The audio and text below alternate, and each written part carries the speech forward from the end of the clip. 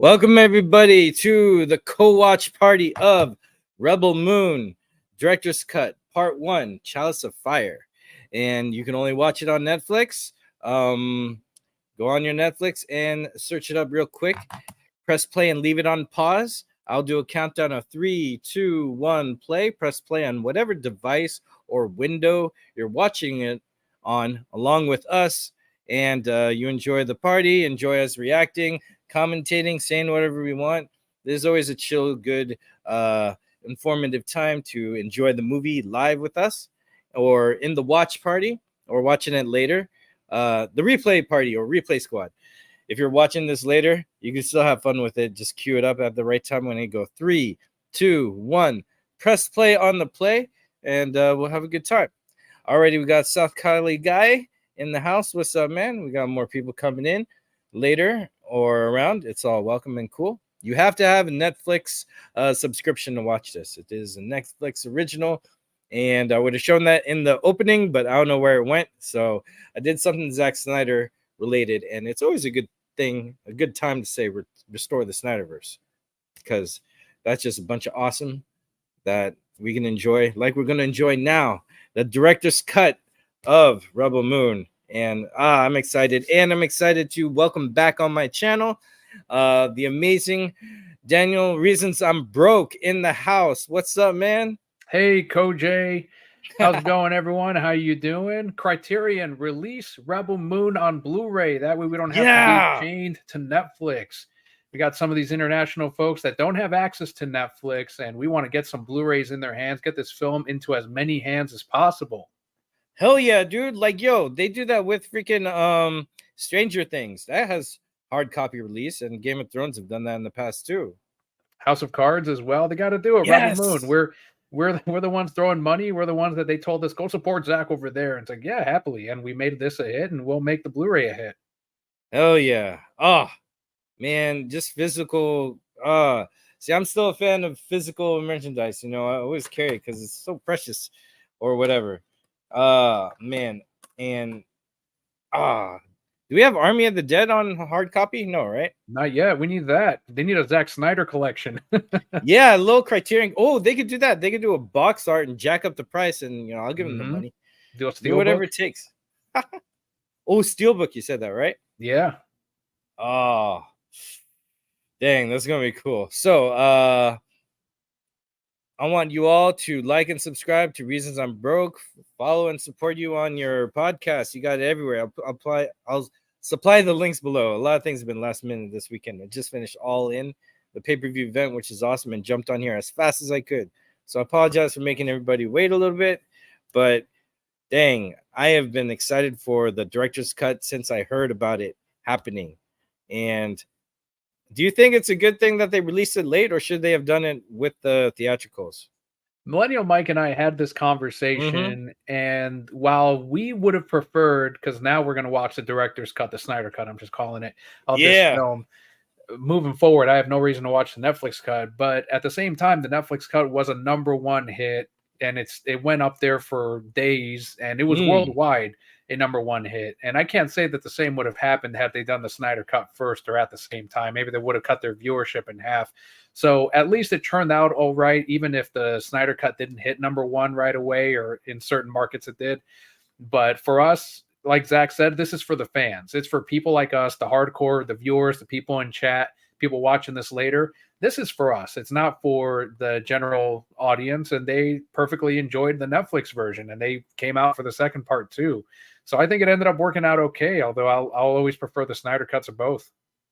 Yeah, man. I mean, it's hard to go back because everything I wanted, because I was blessed to be on your show, man, and talk about what we felt about Rebel Moon, and everything I had problems with everything I had problems with Rebel Moon, the theatrical cuts, every like criticism I had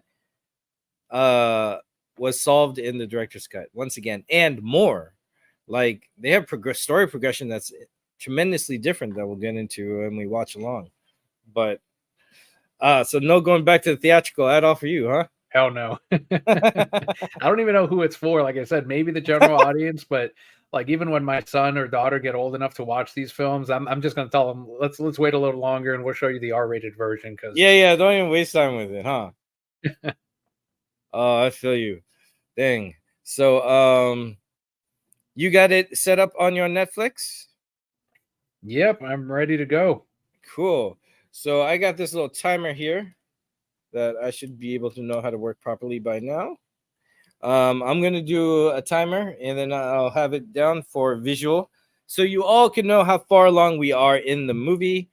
And we're going to get started right away because this is Bollywood status. It is 3 hours long and above. Hey, Josh Herrera is in the house. Director's cut OG Rebel was fire, right, bud? I love like all Zack Snyder's work, so I'm glad that they let him like cut it, but there's still no point going back. This is like and then we'll talk about it throughout the whole thing. And if you're here in the chat, share your opinions and all that. We'll have a good time. And yeah, okay, I'm all set.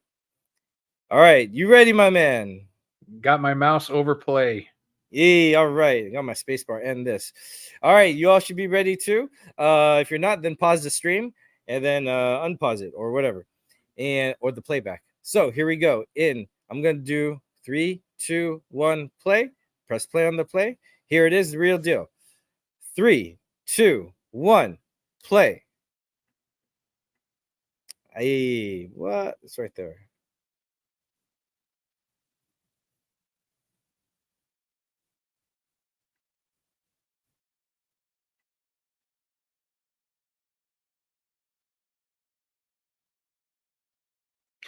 This opening felt like the first time I watched Zack Snyder's Justice League, where it was a whole different opening compared to what we got in Justice.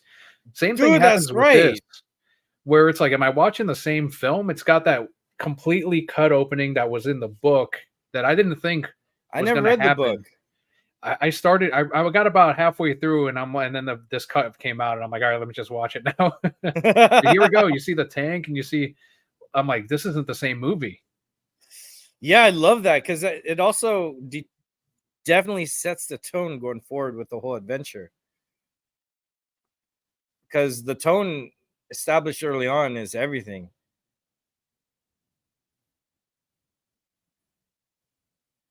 How did Justice even open up? Man, it's been years since I've seen it. I can't remember. Oh, I think it was that slow-mo with the groceries going all over the place. The grocery store. Yeah. The bum that was like, I did my best.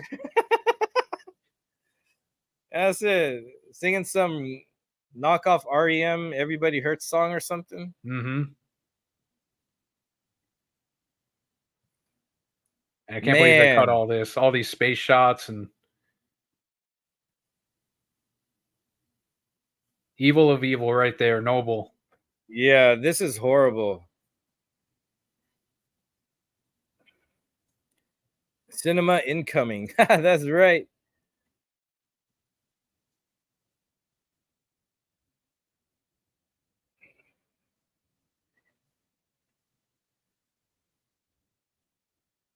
And then the battle's still going on. It's not even won or anything. It just occurred in a certain area of what's going on this planet. Yeah, every time they visit one of these, they just wreck them, and they're just unusable. It feels like. Mm-hmm. And I really like the brilliance that they're using the remains of people they slaughtered as fuel. So you imagine if you do that to a whole planet, you're powering your ship for however long. It's like they kind of still find riches in their carnage and slaughter of people. It incentivizes them to not go easy on anyone and just you're better off as fuel. Exactly. Why should I let you live?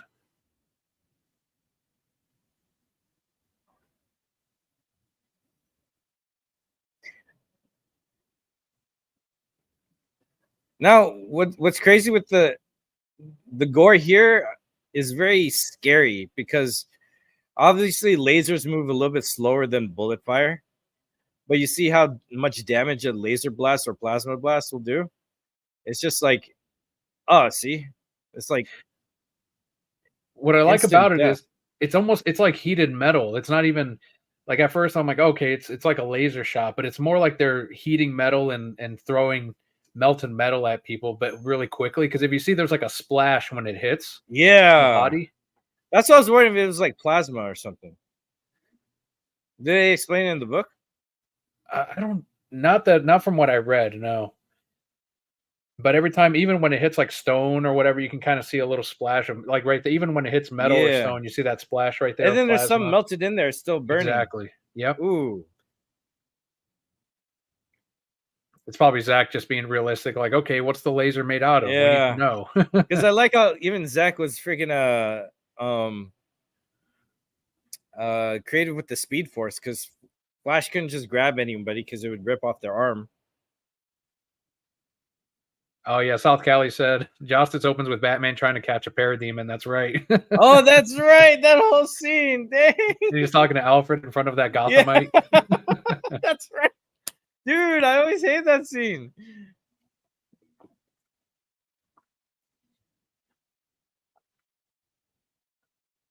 This is some people did the comparison to like the nightmare sequence in Yeah, BVS this to this this scene. whole world feels like the nightmare sequence. Like there's this one shot that's coming up where it was all done in one take, or it seems that way, and you can see him mowing down the guys left and right. Here it is, right here. It's Yeah. kind of like when Batman is fighting all the Superman guys. Yeah, and- this is exactly that. Where that was a spin around, this is like zooming in, going up the steps.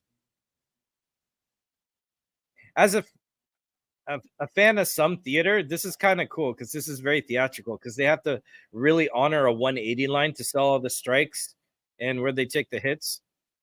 And it's exhausting for the actors. Yeah, because you got to do it in one take. Kill that guy. But as an actor, it shows how dedicated you are every second and moment. You know, you don't have these cuts to kind of enhance the situation. Like, they have to sell it like a wrestler.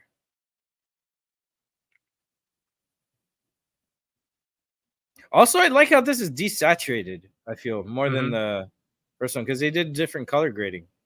Yeah, he went back and redid it for this cut. I like it. This was Oh, brutal right here, all this. this looks like those little Renaissance paintings, you know, how they depict some crazy wars and people are like in the background getting their clothes taken off. And then there's this line of what's happening to them, like they're being branded. Like, this is very Renaissance like art, you know, like the dark stuff you see in the paint in the museums. Yeah, that's another thing I was telling Millennial is that after watching this cut of the film, the first one felt more like sci-fi, but this felt more like medieval fantasy. Yeah, this Like felt it more changed. magical, I would say. Exactly. Like there's this Millennial It's Mike so called it a cute. Machop from Pokemon. I mean, they're using it like a Pokemon. This is your final use and only use. He was saying that he thinks this guy transforms into the four-armed dude that we see in the Coliseum later.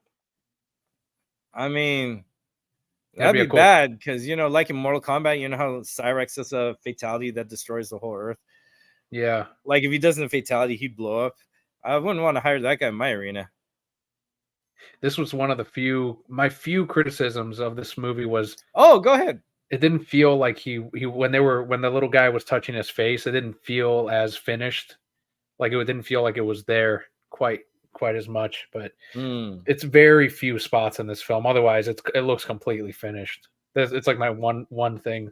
Oh, I see what you mean. I feel there's a feeling I have that in Man of Steel, like when before Zod takes his armor off. There's some parts of that felt like it wasn't completely finished because the ratio changed a bit and it looked a little cartoony. He fucking blows himself up. Damn. Because at first I was like, oh, I thought he was like, go in there, little guy, do your best. I didn't know that would happen, you know? Yeah, I wasn't sure what he was gonna do. I almost thought he was gonna transform into like this bigger beast or something and start fighting them, and that was cool too. That's probably a lot better than what I thought. It would be like run up people's legs, biting, and then jumping off like a Alvin and Chipmunks, like on like or like the Iron Giant, or like ironed up, yeah, or something like that. I don't know, but that was intense. This is like such a hard scene. Yeah, like this is again, when I read it in the book, I'm like, oh no, there's no way to do this in the film, and there it is. Oh, it's really harsh because, you know, I try and keep up with stuff going on in the world, and some of the stuff still happens today, and it's so archaic and barbaric. It's like ridiculous. Do you think Zach pulls from current events? Obviously, He has to. he does from past events. Like there's a lot of World War II imagery in this, but you think he pulls from current events to put into his films? I think he borrows from a little bit of everything, but I think he definitely does, especially when tragically a lot of history does repeat itself. Yeah. Like because the brilliance of what I like about his movies being layered, you have all these themes on top of themes on top of themes. Like there's a theme what's going on in the world, there's a theme what each hero has to do, what the villain is doing based on, you know, what's going on with his political structure and his personal goals and twisted agenda, and then what the rebels have to do. Like he pulls from a lot of things, and also it's just something that's very grounds you in real life grit and the ugliness that he adds to his fantasy. That's not missing anything. Like I feel some other fantasy stuff just focus on one thing. Oh, there's a tyrant and all our problems are because of him. No, but there's multiple types of societies, groups, and individuals that also have this domino effect to each other with all their actions and politics. So I think he draws from everything. Yeah, I think he had an interview in the past where Zach said, because they were accusing him of being left or right, and he was like, I Yeah, put he gets everything that a in lot. there. He's like, I put everything in there, and I'm like, oh, that makes sense. That's why people see left or right things in his films, because he just puts whatever he feels would be strong imagery, and he puts it in. Exactly.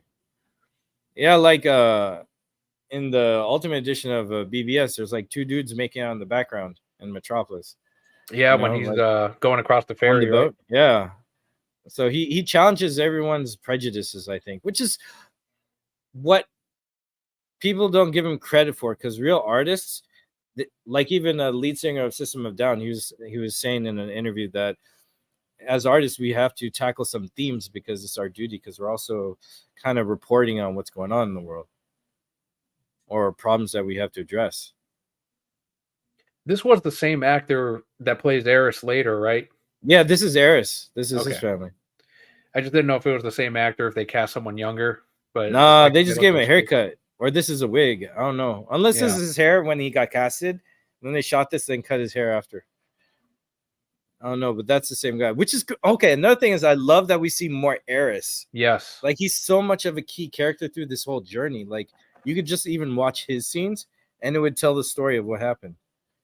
When I watched the Netflix cut, I honestly did not care much about Eris's character, because to me, I'm like, why is this soldier defecting just because he likes this girl in the village? I didn't feel like that was enough motivation. But then when they put this backstory in there, he's a broken soldier from the start. He's old enough to remember all of this, and he's even like a slave because he was forced into this. He had no choice. Exactly. So he was probably waiting for the right time to get his revenge, even if he had to die doing it. Yeah. I think he's just like, give me a reason to strike at you, you know? Yeah, so it fleshed him out greatly. Like because look at this, he has no choice in this situation. If he hits this guy, all the other soldiers turn their guns and kill him and this whole family, you know? Yeah, knowing what happens, I'm sure he's replayed this moment all, throughout his life. Okay, that's an interesting question. I don't know if it's in the book. Does he know what happens to his family? Do they keep that from him? So they take him away. No, you're right. No, he doesn't know, because they walk him away in the book, and then Noble does what he does to the rest of his family. So maybe he's under lies to us, man. He could be under the impression that they're safe the whole time. I don't know. It's cruel. That could also trick him into his obedience. Exactly, because otherwise, why else would he wait that long? Yeah, that makes sense. You're right. Oh.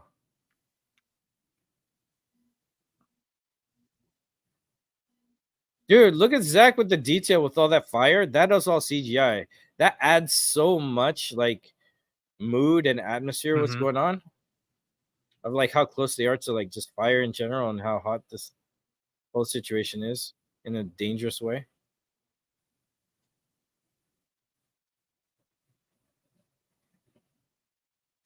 Oh.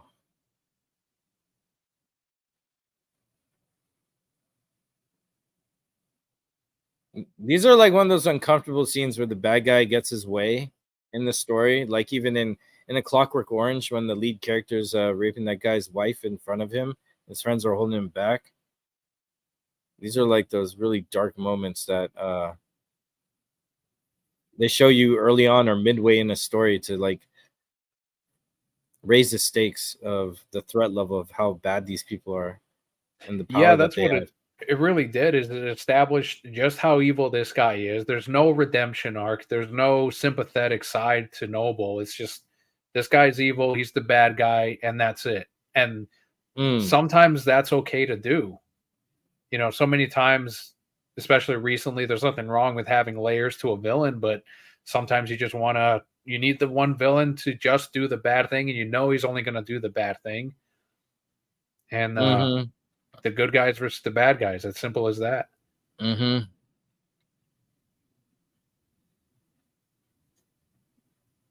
also seeing how far the villains go early on.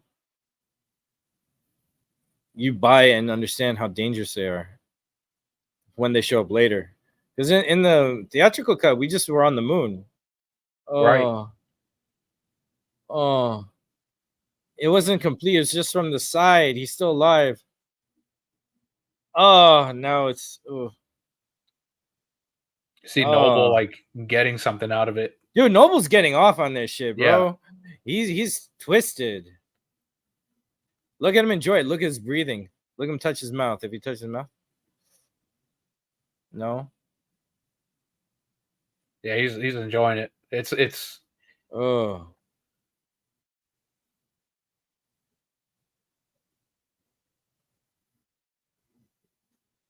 See that little gasp there? Noble did. Yeah.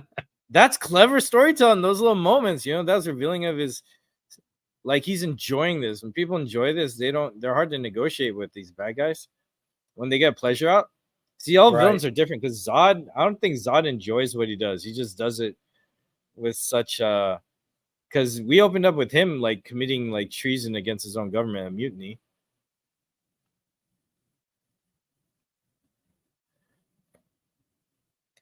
Yeah, even these priests or whatever. Oh, like all the praying and all that was not in the Netflix cut. You see them gather. Yeah, they're always around in the background, huh?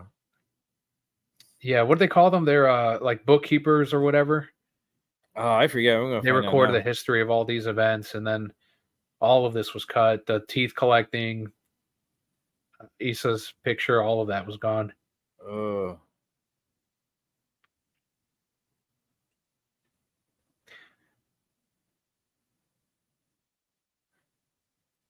Now, when I look at these guys, I also think about like you know, Darkseid's crew, those little yes, those guys who hum these songs that communicate codes to the mother box and all that. I wonder if they function like stuff like this, because this mother world reminds me a lot of like how probably Apocalypse would run, you know, things, you know? Yeah, Zach said he put in Justice League 2 and 3 stuff in Rebel Moon. Mm-hmm. I wouldn't be surprised if some of the action sequences, the ship battles or something, some of that stuff was originally in the storyboards for the sequels. Right? See, I think about that because, you know, working on my own film, I had this wonderful shot, but I couldn't shoot it. But I shot a test shot of it. It's just missing the actors and all that. So I'm like, dang, I don't get to use this. So I'm planning to use it in another story as soon as possible. So I'm wondering if other directors, like, you know, how much do they have a cool idea they can't do it here, but it gets morphed or adapted to enhance another story of theirs coming along, you know, that they can do? Yeah. This here, was he actually channeling his memories by touching his brain? I mean, yeah, he was able to read it, and she was reacting to it. That's what I was saying on, I forgot where I said it, but you remember how in like The Matrix, the dude was able to see the ones and zeros. He's like, ooh, redhead, blonde. Yes. I wonder if he has some like bio, because this is kind of steampunkish. but in a very like organic kind of way too. It's more of that magic. Yeah, a little bit of that. Yeah, but it's like a bioorganic magic in a way.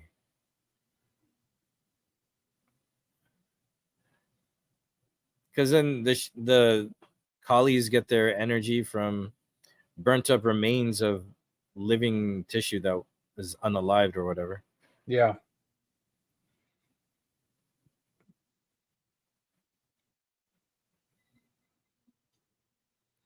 See, if I believed that, I wouldn't have said that.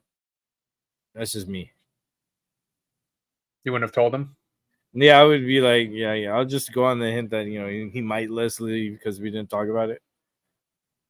Oh.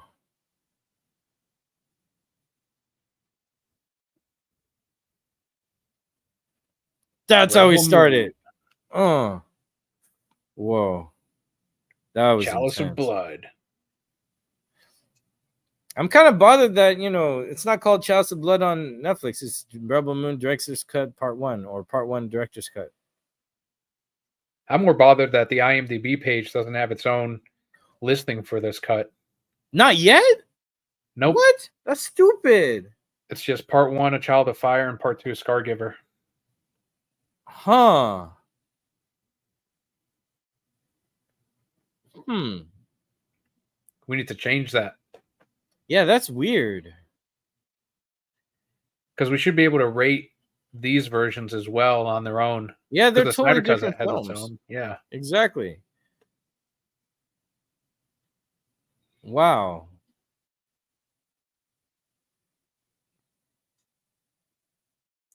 I might post it on X later and see if I can get any traction. How difficult is that? Because I had to call IMDb to fix my name in a credit, and they were able to do so. So imagine with them owning this IP, make a call or something. Is it that difficult? How do they do that? That is weird. Yeah, that is like so dark side. You know? Yeah. Looking for the anti-life equation in the dirt and all that. Or just touching the ground. Now, Zack Snyder said at one point this was going to be planned to be a video game. And I couldn't help but get like Chrono Trigger vibes in some kind of like biohazard way. I don't know. This would kind of make a good JRPG, wouldn't it? Yeah, JRPG for sure. Maybe an FPS, but I think an RPG would be better because you have your whole crew. You get them together, and I think that'd work out really well. I think there's still that RPG board game coming out, right? Oh, that'd be awesome. Dude, they should release like games for this stuff. Like I would buy an RPG, definitely, even a retelling of this. Or something that goes a little bit further in the story, or maybe it could be like a core adventure. You could do so much, you know, even have a Knights of the Old Republic type of story. I would go for a shooter of this any day too. Ill Blurred Matic, how you doing? Welcome, my man. Everyone, like and subscribe to my boy Ill Blurred Matic. He also gave me a cool interview. Covers a lot of stuff, opinions and everything.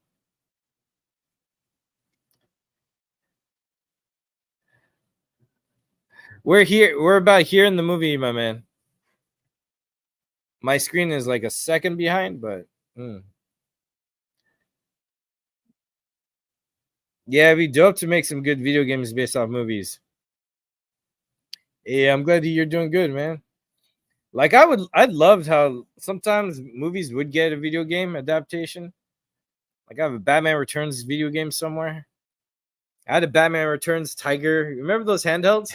Yeah, they were those are the best, bro. I played the crap out of those. This guy looks like he would be a stuntman for Hugh Jackman, the Hunter, or like a stand-in.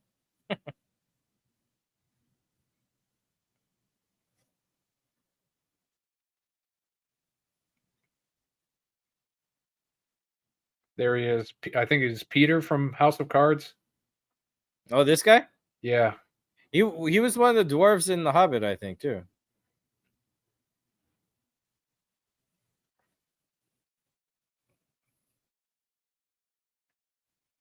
Remember era movies into video games.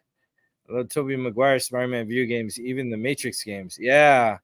I think I played one of my favorite Spider-Man games was Spider-Man 2 for GameCube. The one was based off the movie.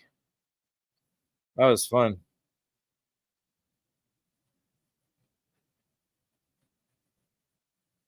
I'll finish my duty as a husband. I look back, he's like, oh man, I got some ideas. Like they really like each other. I think that was all cut too. It was. They cut out all the stuff. They just leave it as like, oh, we need to. I forgot what he had some other softer way of saying it. Yeah, it's like ripen. I think he did say ripen the fields or something. Yeah, he did say. I think that's as far as it went though.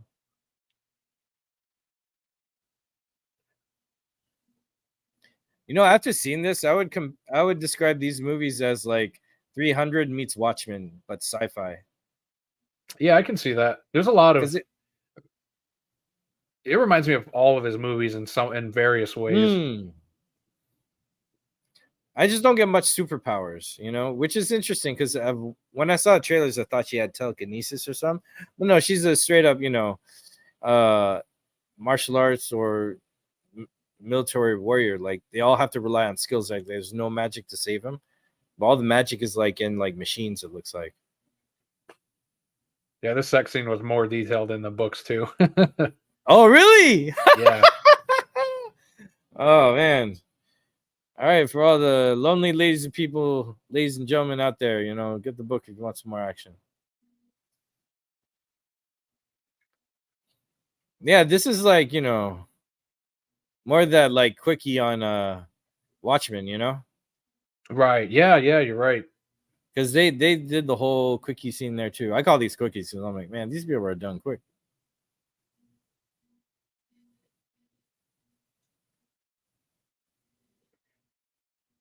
In the Netflix cut, it's more like she just doesn't like. She kind of almost got that look like she denies him or something. Like she just doesn't connect with anyone in the village. Yeah, even the sex scene, he's telling the story too, because there's a disconnect. Like here, look at her eyes. She kind of wanders off, like, oh my gosh, it's gonna take forever. Let's just get over with. Do this. I'll take it off for you. Like even telling the story, because then when they have the sex scene with Gunner, it's way different. So there's even storytelling in the sex scene here too.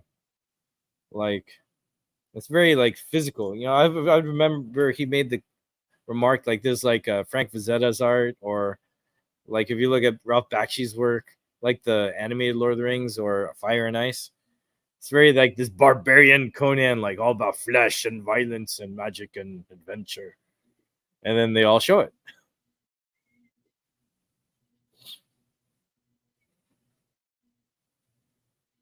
And all the battle scars on her. Yeah, that's cool detail. I wonder if how long that took. Like her arm, that could be like maybe 20 minutes, 10 minutes to put on.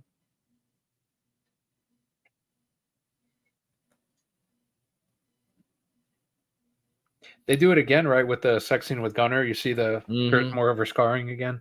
Yeah. Now she has a scar on her shoulder. I forget if we see that in any of her flashbacks.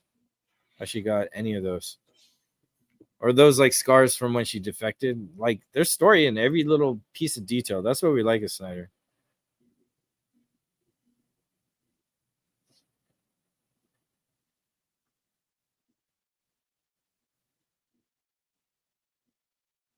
This movie is very vocal. Like there's like a lot of songs musically, like a lot of vocals, just like a Snyder Cut. I think Snyder Cut, that's the most songs I've heard in his movie since The Owls, Legend of the Guardians. And a ton of the background music, like you were saying, none of this, a lot of it we didn't hear in the director's cut. A lot of it was cut out. And it's so beautiful because when it has more time to read the music, I think you enjoy it more. Instead of all these brief little snippets. Yeah, and it fleshes out the world a lot more. Her roommate. Yeah, her adoptive uncle. So this village, you do your work, you get food, you all eat together, you know, you have a good time, hook up with someone you like, and all that. Is a good time. Yeah, it's not a bad life because they're clearly doing well with their harvest. They have plenty. Mm-hmm. They were selling stuff off to Ray What Fisher. neighboring city? Yeah, Yeah, neighboring cities and anyone who'll buy, right? so they've got plenty. Yeah, this is a good life. And then showing a good life after seeing like the end of a family being destroyed shows you where things are in this world.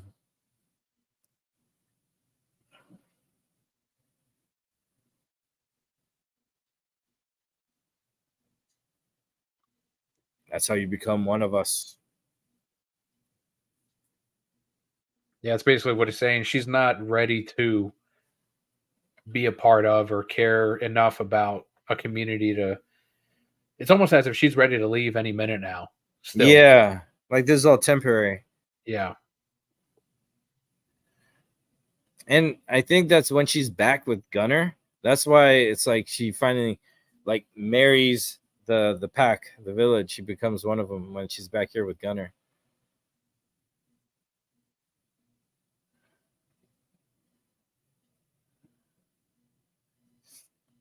So in a way, part one is kind of like she's in another story is like she's finding home because at the end she's back home. Yeah, it's the hero's journey. At what point? Okay, so we're gonna see that flip though, which is nice because up until a Mm. certain point, she's like, I can't, I don't care, I shouldn't get involved, not my business. Mm-hmm. Until a certain breaking point, and it's because she knows these people, she knows these villains, she knows what they're Yeah. gonna do.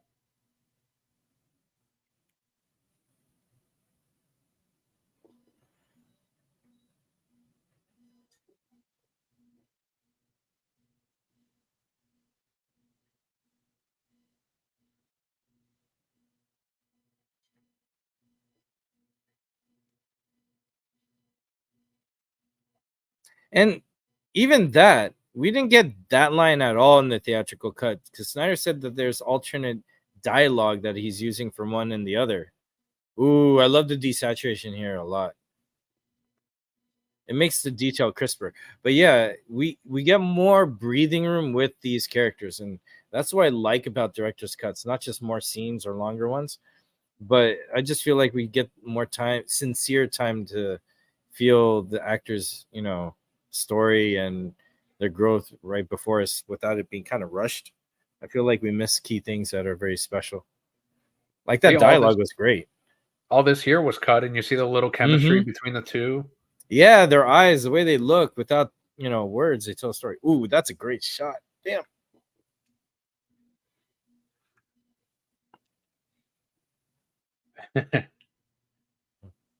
We heard you out there.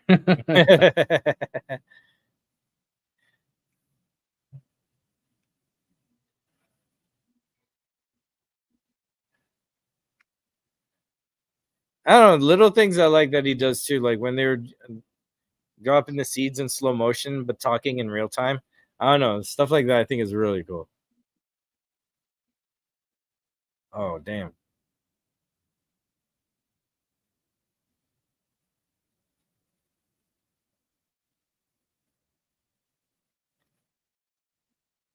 So yeah, this is scary now because we already with that opening scene, we the audience know what those guys are capable of, you know? And now they're coming here.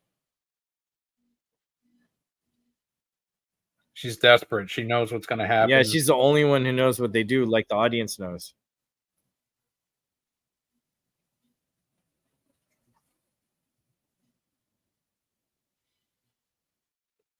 There it is. I love these ship designs. Dude, don't they look like guns to you without the handle? Yeah. Oh. And it's unique. It's unique how it's not like perfectly symmetrical on each side. Like sometimes one side is a little bit longer and has a curve.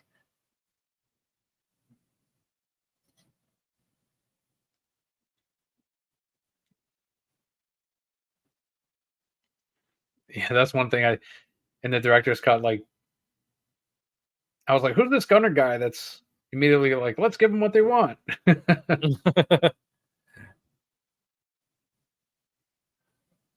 Yeah, and the theatrical guy, when I first saw it, I was like, well, he's got a point. He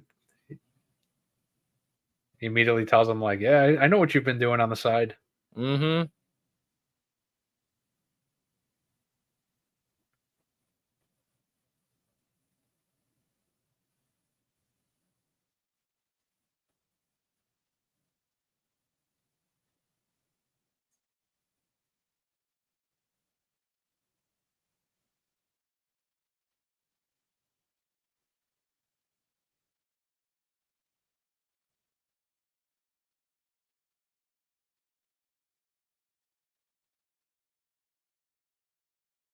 Yeah, she knows there's no partnership here. Yeah.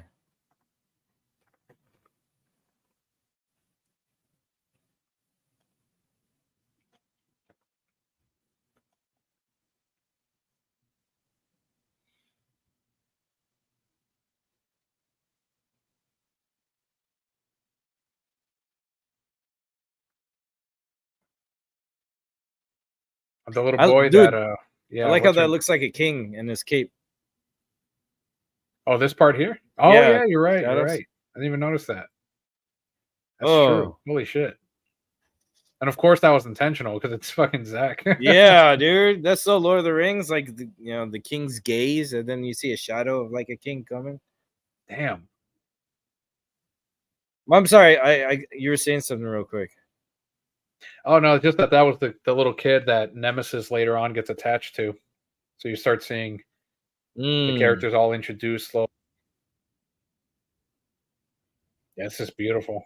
I think he had helicopters out, right, when he filmed this, and that's how he got all the effects. Yeah, I think that's the more accurate way to do it, because you just hire a pilot to come in with their thing and come on down. Because the other way, you'd have to have crazy fans to shoot down, or have these huge fans shoot wind at you in a direction and just blow up with CGI.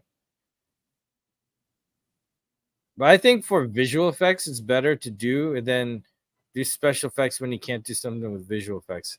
I think special effects, you should enhance stuff. And I feel like Zack Snyder is a guy who understands visual effects like George Lucas does, or like Guillermo del Toro knows with like puppetry and animatronics, all this stuff. Ridley Scott knows this stuff very well. Like, I think some films miss the mark because they just rely too much on special effects, not use it as a tool to enhance something. The warm embrace. That was such an awkward hug.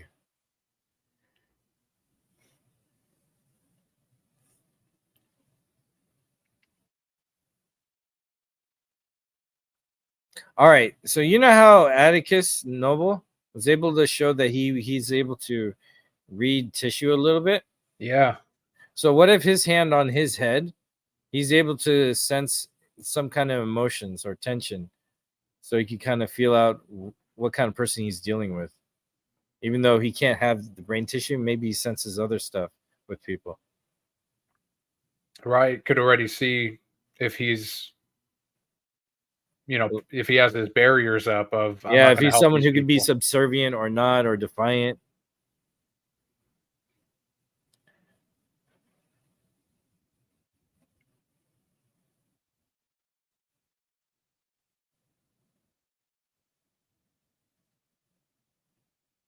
I love how much he downplays their success. Right.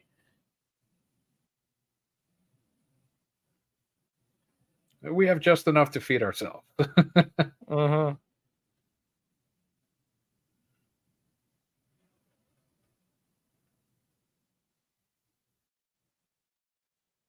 So I suspect a lot of this is shot in Northern California.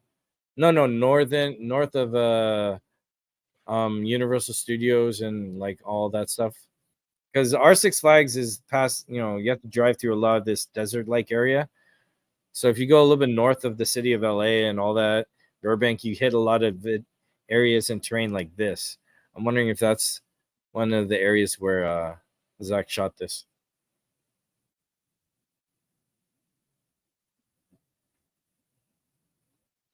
Yeah, I'd be curious to know all the shooting locations. Yeah, because I like how they, especially for sci-fi or fantasy stuff that's supposed to be off-world, always fascinates me of how they shoot in location. Even in Star Wars when they went to Europe for some scenes to make it look like a planet, and then how much they have to do to make it feel like a different world with where they're at.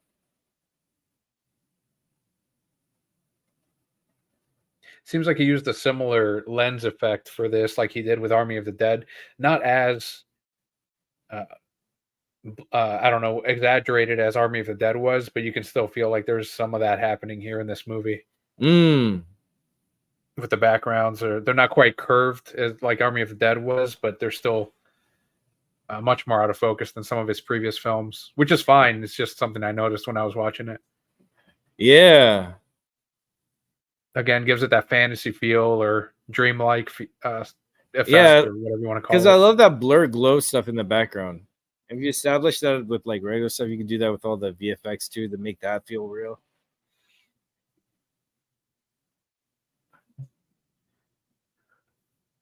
What do you think of Zach being made to use the Netflix digital cameras as opposed to traditional film like he typically does? No, it's interesting because we were seeing a different type of texture with the footage, I feel. Yeah. Because Army of Dead was the first time he shot digitally, I think. Mm-hmm. Well, technically you could say the iPhone. No Steam Iron, yeah, is all digital too. We're such Snyder nerds. I know, right? No, but the photography is so important. I like that shot there too, because that shot in the theatrical, since you're indoor shooting out, the outside is always what you call hot. So the saturation and the blur and the glow is really heavy. And that stood out like a sore thumb with the color grading in the theatrical. Here, with everything desaturated, it kind of evens out, and that didn't feel as annoying. Jarring, yeah. Yeah, so that is an improvement right there for me. Because that scene when they were walking in, that was weird. Like the color was gone compared to, yeah. Like it jumped to this and then jumped back to oversaturation or something. Right, but yeah, like you said, here it's all smooth. Mm-hmm.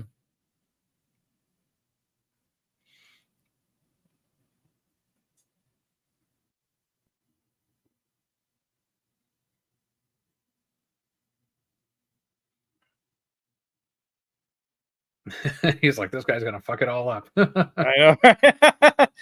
He's like, what are you gonna say?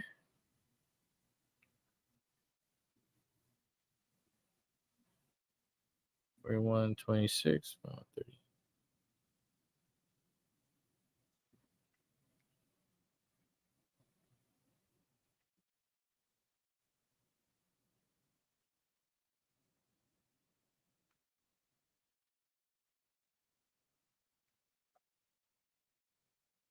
Yeah, this is what screwed him up. I mean, he was still gonna take what he wants, but yeah. But he basically called the dude a liar. Yeah, I think he was just looking for any kind of reason to look like, oh yeah, you're in trouble because you lied to me.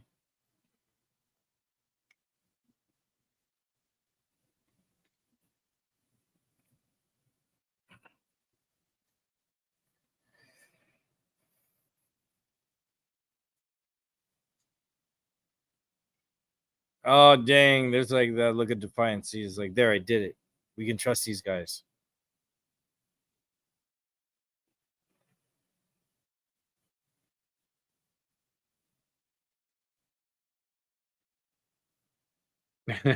So he sees that everyone's divided. So I think that gives Noble more ideas to go, maybe I should strike them now when they're divided, or maybe I'll be in charge now. There's that jerk guard there. There's the other jerk guard in the background there. And then there's that warrior in the back who gives who takes on Nemesis. So right there in those 3 shots, you saw his top 3 guys on the ground here.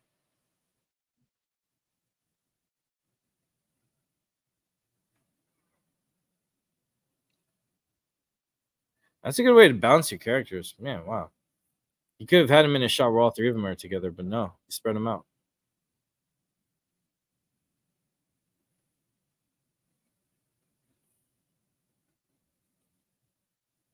Oh, did you see Eris? He dipped his head down because he sees this again. Oh, yeah. They gave Eris a close-up on that. That was not in the theatrical. That makes more sense, right?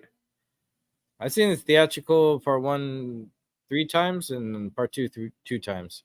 Because after part 2, I was like, I gotta wait for the director's cut. I don't want to see too much of this. Again, tiny little scenes are so important that I feel they all need to be there. Oh, this is horrible. Why do you think he chooses to kill Sindri over Gunner? Because Sindri is the appointed top guy. He said he was appointed to speak for his people. So take out the top guy. Oh my gosh.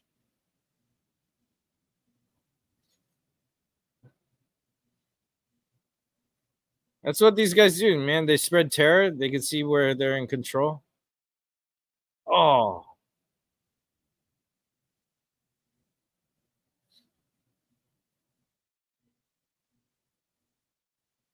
Oh, this is brutal.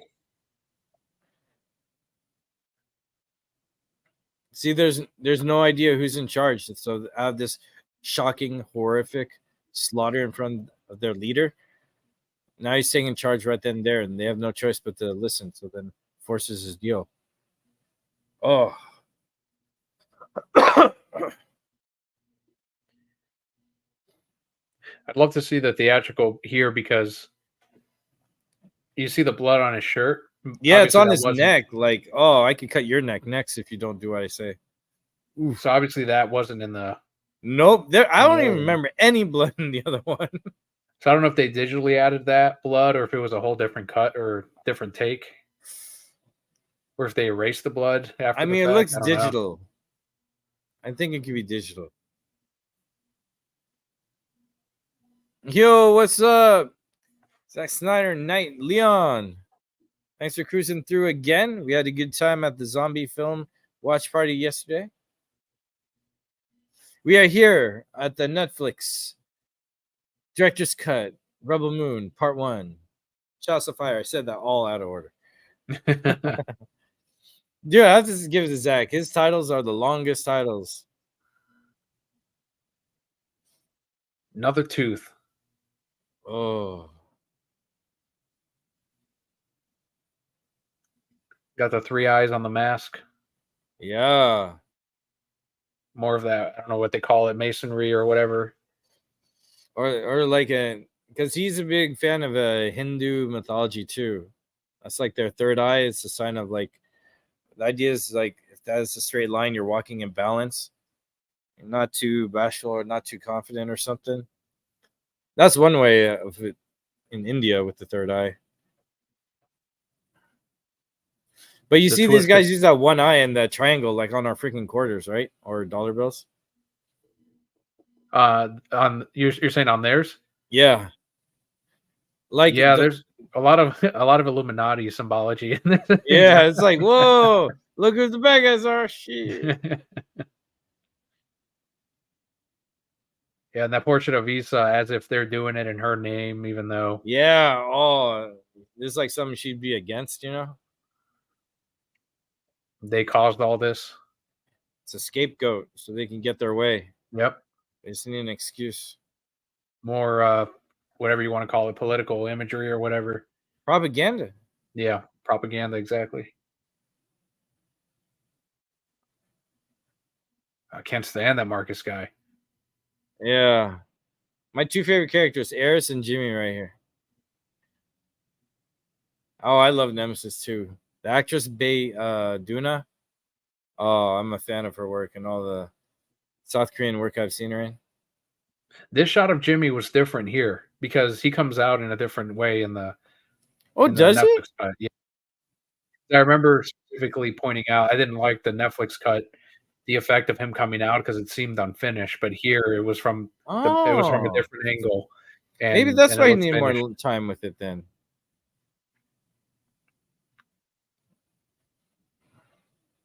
Huh. Yeah, that's the one thing I want to go back and see this scene to see if they retroactively changed it. I mean, Does Netflix let you have two windows open at the same time? You can watch them back. Oh, I don't know.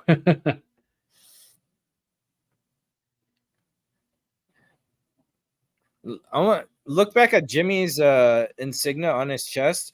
Looks like a chalice and looks like infinity or an 8 of a dragon going around, like in the cover art that I have as my background wallpaper here. Whenever you get a chance, I'm gonna pay more attention to it. That guy looks like a stand-in for General Zod, Michael Shannon, doesn't he? Yeah. We got a Hugh Jackman stand-in and a Michael Shannon stand-in. I wonder if this guy auditioned for Zod once. He's like, I like you. I want to keep you for another thing.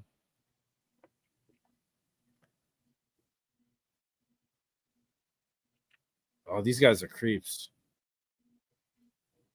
Sometimes they hire a bunch of bullies just to be in these situations, right? That was another cut line. So this is more detailed. You see the horse pooping before his face falls into the poop. Like, Zack Snyder has no chill. He wants to show you the pooping happen. I've seen elephants and horse poop. It just drops when they're ready. They don't squat. They're like, whatever. There he goes. Look at the horse. Oh! Oh no!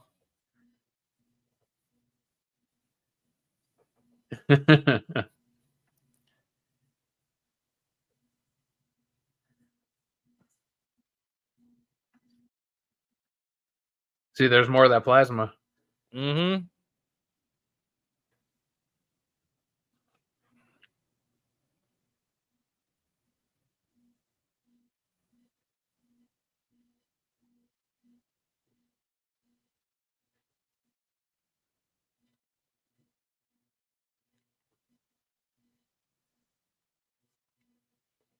Eris doesn't flinch, man.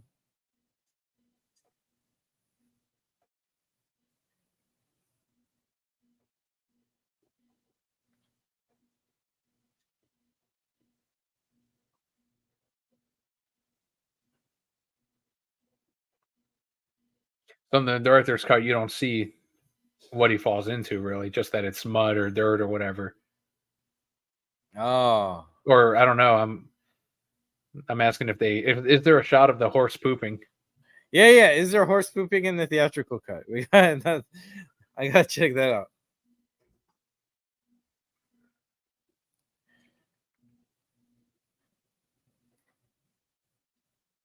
So then we say this. I don't remember him washing his face. I remember him just sitting down in the theatrical cut. I don't know. Crazy good shot. It was in the theatrical cut as well, and it's one of the best shots in the whole. It looks absolutely real, like it was practical effects. And I love the reflection of the water surface on the ceiling underneath that bridge. That was beautiful. I like stuff like that.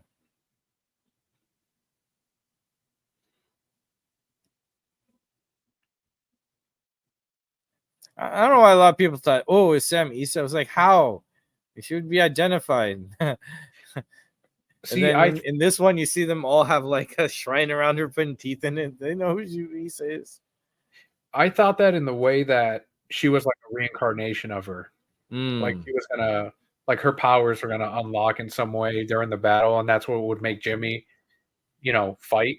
That's what I thought was gonna happen in part 2. Oh, like that would actually be gnarly. Like she's, her essence is here, or whatever you want to call it. Like the next Issa, because she's not the first, and now we know with the director's cut, there's been multiples. It's not the same Princess Issa that was fighting the giants in those paintings. Right.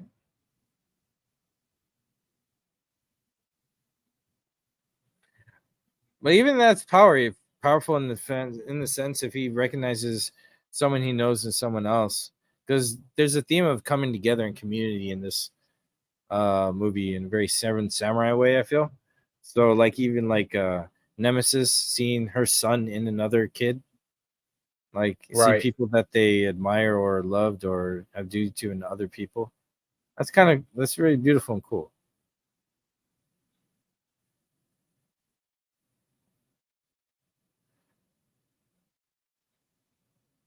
I wonder how much of Anthony Hopkins' lines were cut. Maybe I wonder what kind of whole story they gave him. Oh, does he have more in the book? Well, I mean, compared to the Netflix cut. Oh, yeah. Because you get all the extra scenes of him wandering around and going throughout the camp, and how much of this might have been extra. Yeah. The story feels longer in a good way. Did you read the comic? No, I've only seen the movies. In the comic, they show the moment, like the Jimmy's reactions when Princess Issa is announced as killed. Oh, what was that like? There's like a massive feeling of failure from them. Like they did not do what they were supposed to. They react, like they yell and fall to the ground and stuff. Like it's very emotional for them. Wow, that's huge. There's that infinity you were talking about, right? On his chest.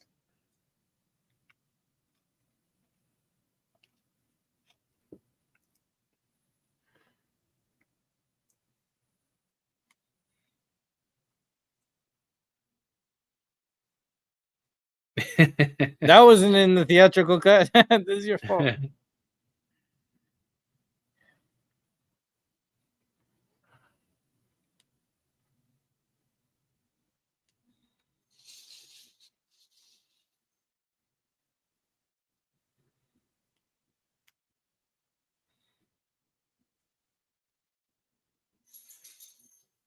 Yeah, what a change from her.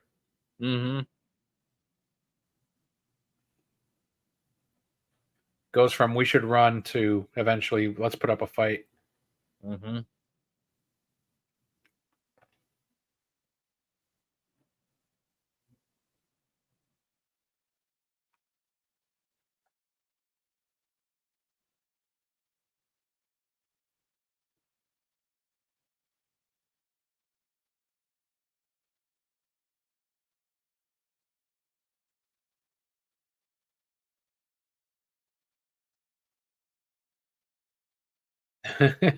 It sounds like they're lying to themselves, you know? They're trying to fool themselves into believing what they want. So, I don't know. It's hard. What do you do? Yeah. Well, after they saw what he's capable of, they still think that they can be spared. And I guess their strategy is let's show our value. That way they can't do anything. I guess that's what they're saying. But yeah, see.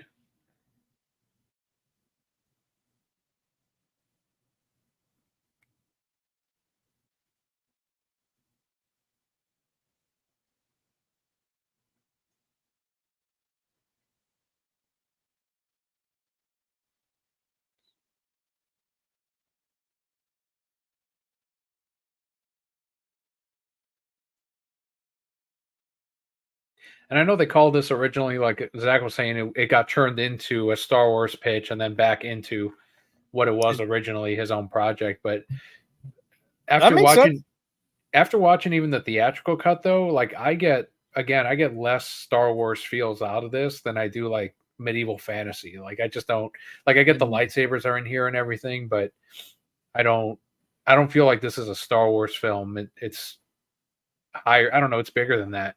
Yeah, like it's definitely its own vibe. Again. Like it's like an epic.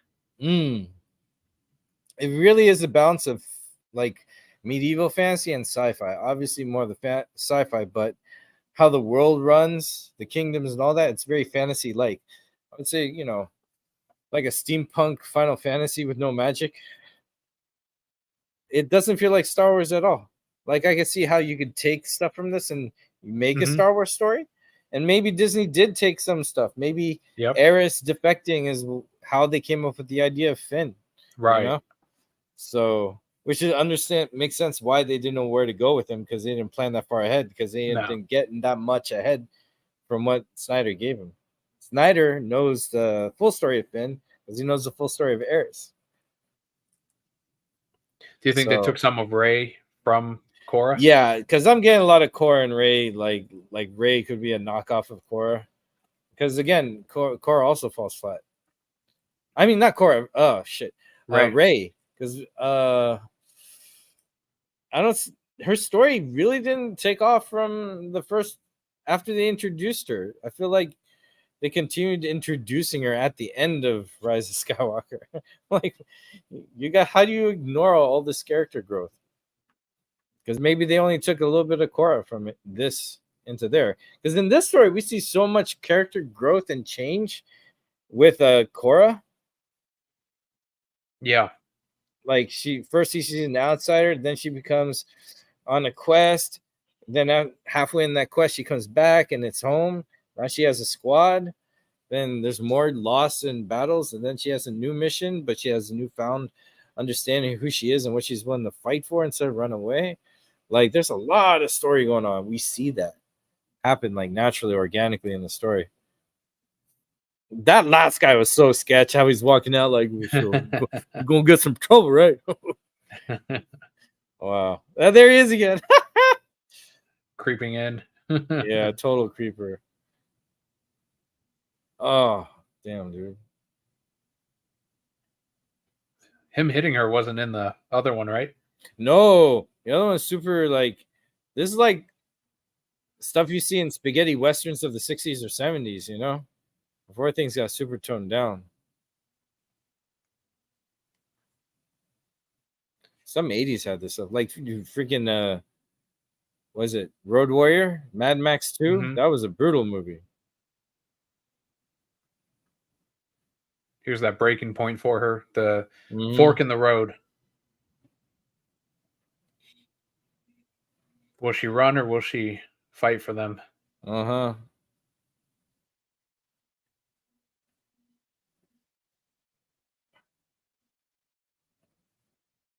Damn.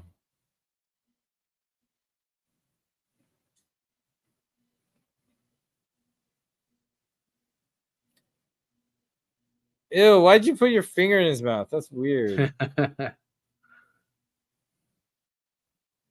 To a whore. Oh.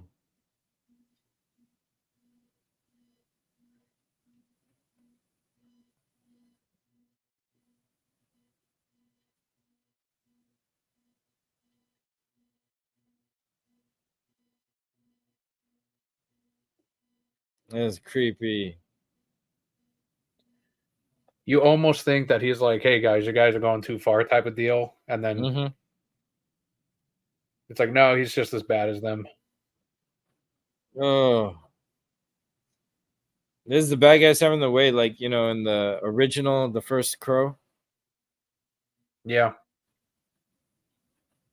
But no one was there to save them. The bad guys got away with that.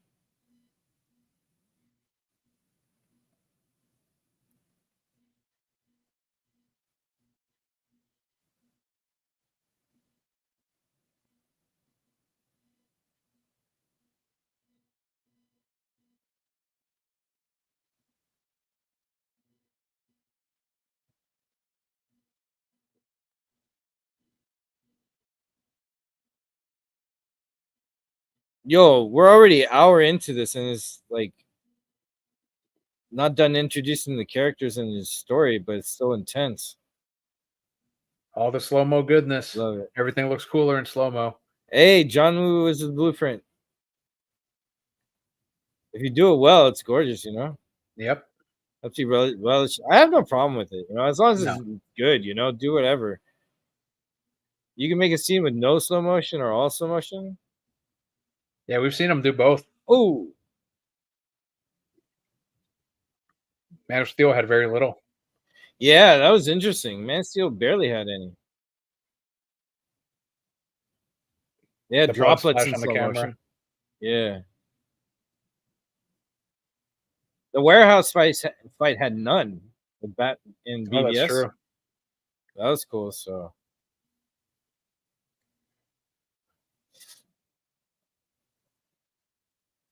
But here it's important because every time it goes for slow-mo, it's either progression of how she's taking them out, or we're seeing how fast her reflexes are because she's surrounded. There's danger in all different points. She needs her awareness of like where all her opponents are. Oh, boom. That skull light up.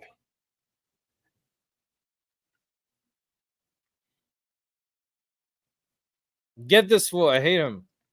He gets it Oh, easy there you though. go. He barely suffers.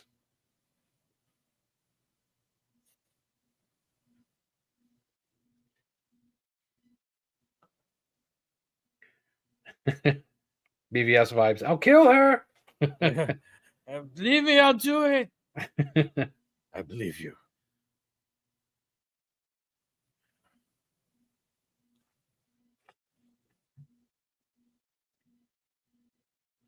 You played Overwatch before, right? I've never played it. I've seen a lot of it. I love Overwatch. Another great game from Microsoft. Yeah, Jimmy reminds me of Zenyatta. Those type of guys in there. They're these cyborg priests. Yeah, I love all the character designs in Overwatch. They're great. Oh, that's what's missing from Concord. Wonderful. Like that failed for Sony. Oh, man, I would like Zack Snyder to do a video game based movie. You know? Yeah, Gears of War. Dude, Gears of War, Halo. He could do anything really and make it look really pop. Yeah, Gears, Halo. Oh. I know he said he's wanted to do a Fortnite because he likes Fortnite. He'd make it work. It would work. He would. Fortnite would be interesting because it's a simulated world. Because what Fortnite story-wise, from what I figured, because I played the main story one, it's like a simulation for people training against a zombie apocalypse. Oh, okay. Because in the main game, it's a tower defense where you're building up and you're fighting against hordes of zombies that attack you or something.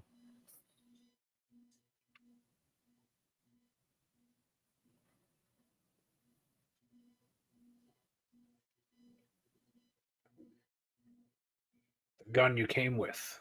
Yeah, dude. I like how it's designed. It looks custom built, you know? It's like she's got some bling on it. Yeah.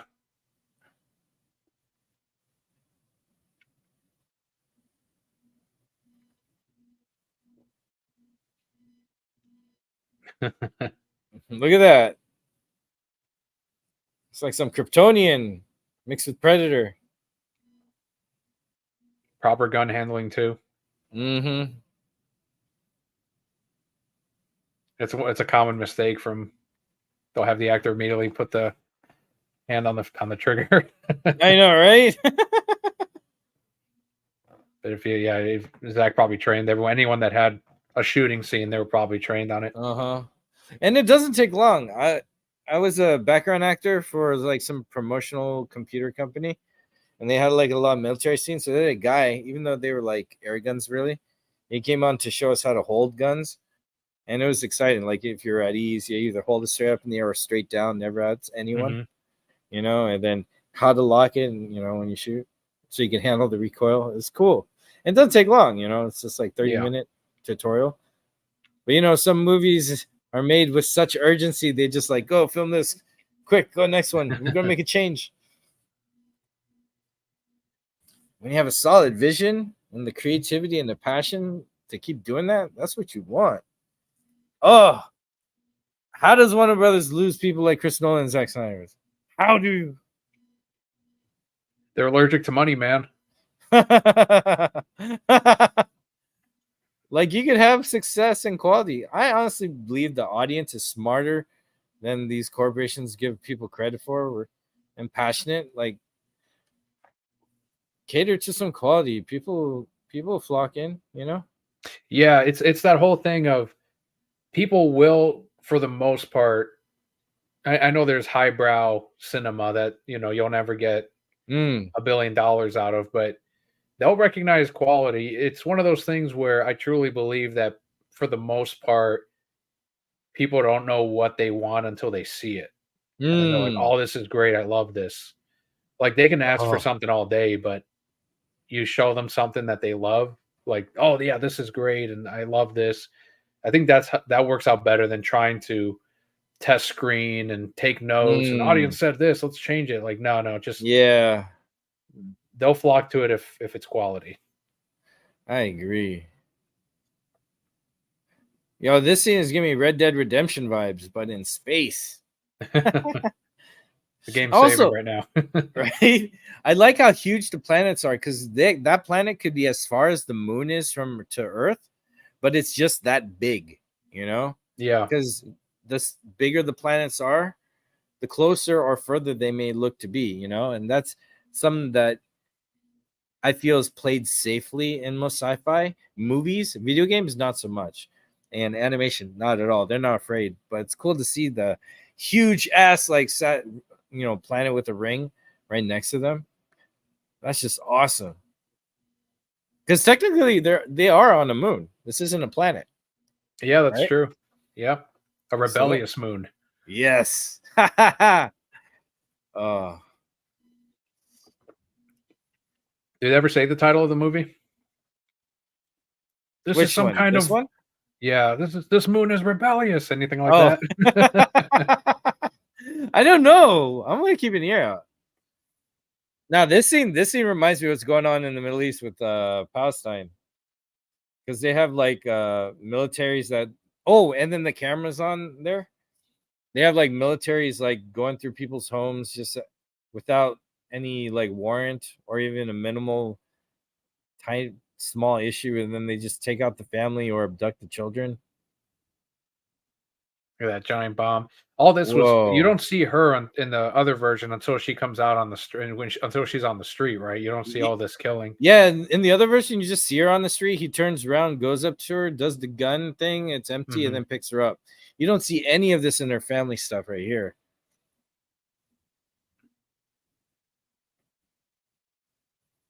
I have a little I'm assuming this is theory her about home. why this isn't released so soon. Because of the current climate, or no current things going on in the world in Palestine. There's too much of this going on that now is known that they do. Before, this was all kept hush hush. Because I even think that like even Man of Steel, when Jor-El says what you're talking about is genocide, that's wrong, and then this Man of Steel got a little extra criticism heat.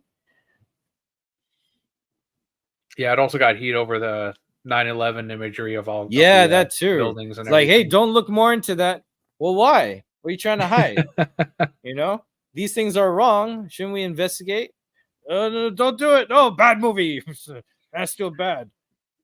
And then also this stuff, this slaughter, like, there's weaponry that governments shoot on people that do such things to their body. It's crazy.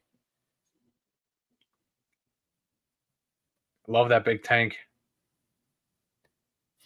The tank design. Yeah. Oh. There they are, the bookkeepers. This area looks like, that city in Rogue One that went down. I wonder if they got ideas of that whole sequence from like Snyder's script as well, Yeah.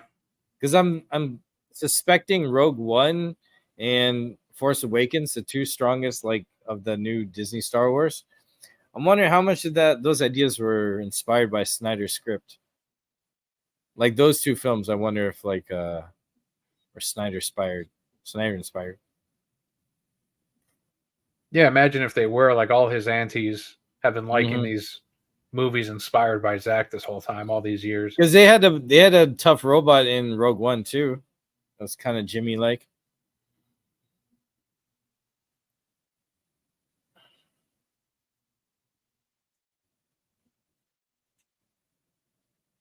Babyface Belisarius. Yeah, without a beard, he looks younger.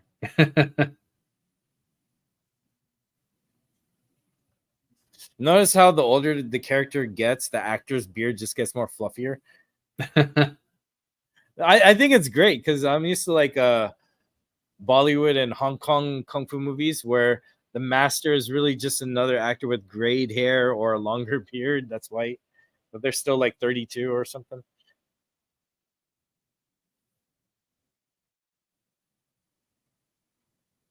Oh. All right. I have a theory that this guy is on another level of sick and twisted than Atticus Noble is, which is why this guy's above Atticus Noble. Like right there, she said die and pulled the trigger. Like he probably knew the gun was empty, so he just wanted to test her. Now he's like, oh, you would have killed me. All right, I'm gonna train you, get you loyal to me, and I'm gonna betray you one day and get back at you just for that moment. I wonder if he's that sick and twisted that he like raised her to be the most loyal, greatest soldier, to be the greatest scapegoat trump card in a moment when he needs later. Yeah, that was fucked up. Yeah, because he betrayed her so easily and set her up so easily. That has to take premeditation, I'm thinking. Love this shot. Oh, I love these because in sci-fi, it's like, this is how big things are. Because I think Halo has the biggest like space station ever. Like, it's so big, it's the size of a planet. Mm-hmm. Like in sci-fi history, that has the record for the biggest. Oh, this was cut too. All this. Yeah. Because it was like, what is that in the other version? And then I didn't know it was a being. I thought it was architecture. Because it opens its eyes in the one time in the other version, but it's not clear what it is. Mm-hmm. And all this was coal in the other version. Yeah. That's one thing Zach said on in that panel you were in. Yeah. That was mind blowing. I was like, yeah, you're right. It isn't coal. He's like, yeah, they were right too. They hate on it because, you know, it's not what it was. But yeah, it is stupid.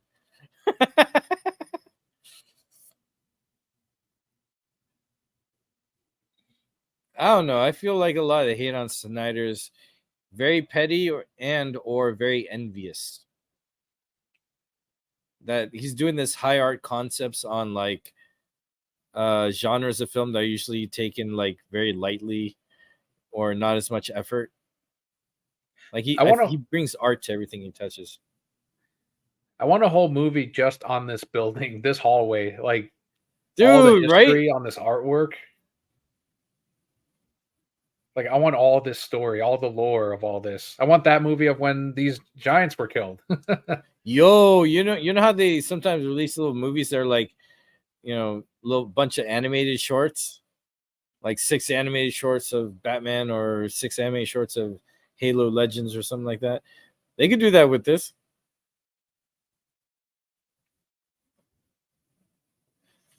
Or all those are like one film spin-offs right there and there.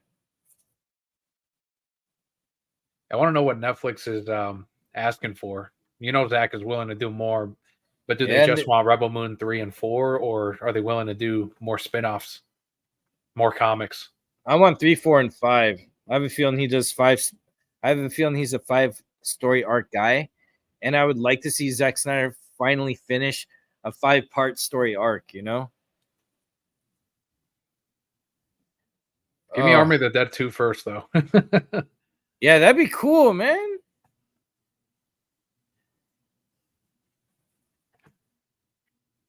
What's the name of this guy?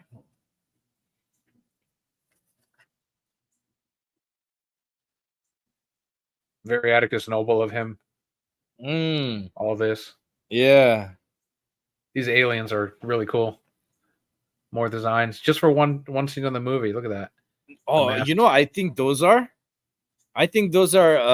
see, that's a different king and queen, right? Yeah. I think those are those guardian robots of that royal family. You know how there's the Jimmies of theirs? So you think they're robotic? Yeah, I think they're robotic because they look like subservients or something, and they were in pain when they were being killed. Yeah.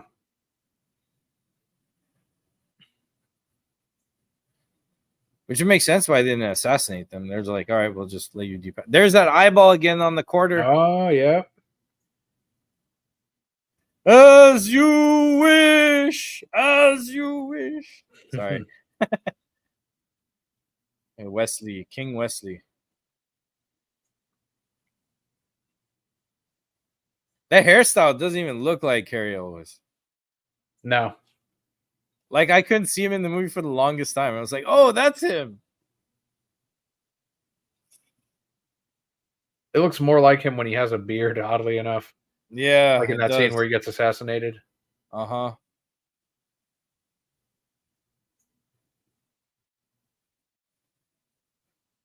I love that transition.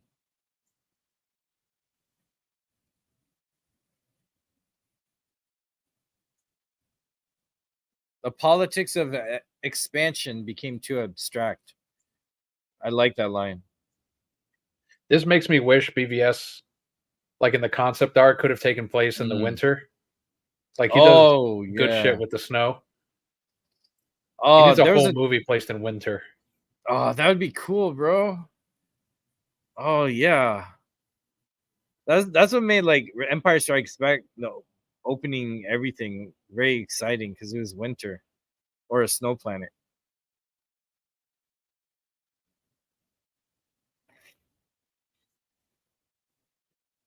There was also the show called Krypton DC put out. It was on Sci-Fi and the DC Universe app. I love that show because originally it was supposed to be a prequel to Man of Steel. Right. But then it got rebooted. Jeff Johns went in to say, no, doing your own thing, and I'm going to make some changes. But he didn't do much to the story. The story was still a prequel to Man of Steel. Oh, yeah? Yeah, like, because it's still David Goyer who wrote everything, and he was on set for everything. Like, Jeff Johns showed up, made some changes, and left. Because when they didn't get renewed, season 2 had more, like, nods to, like, freaking Man of Steel. Like, they had a unit, a military unit called Feora 1-3. Oh, shit. But, yeah, it had a scene that looked like that battle sequence. So, again, I'm wondering, little hint of Man of Steel right here, like old Kryptonian houses at battle.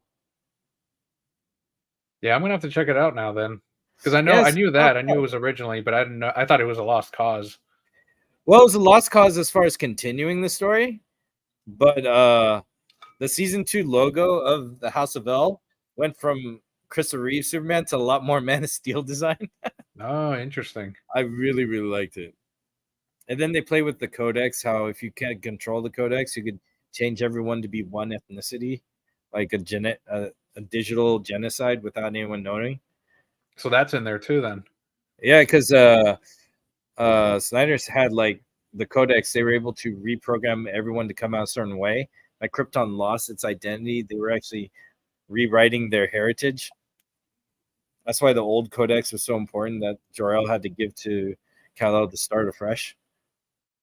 Like they have little themes like that, like really briefly. It's kind of cool.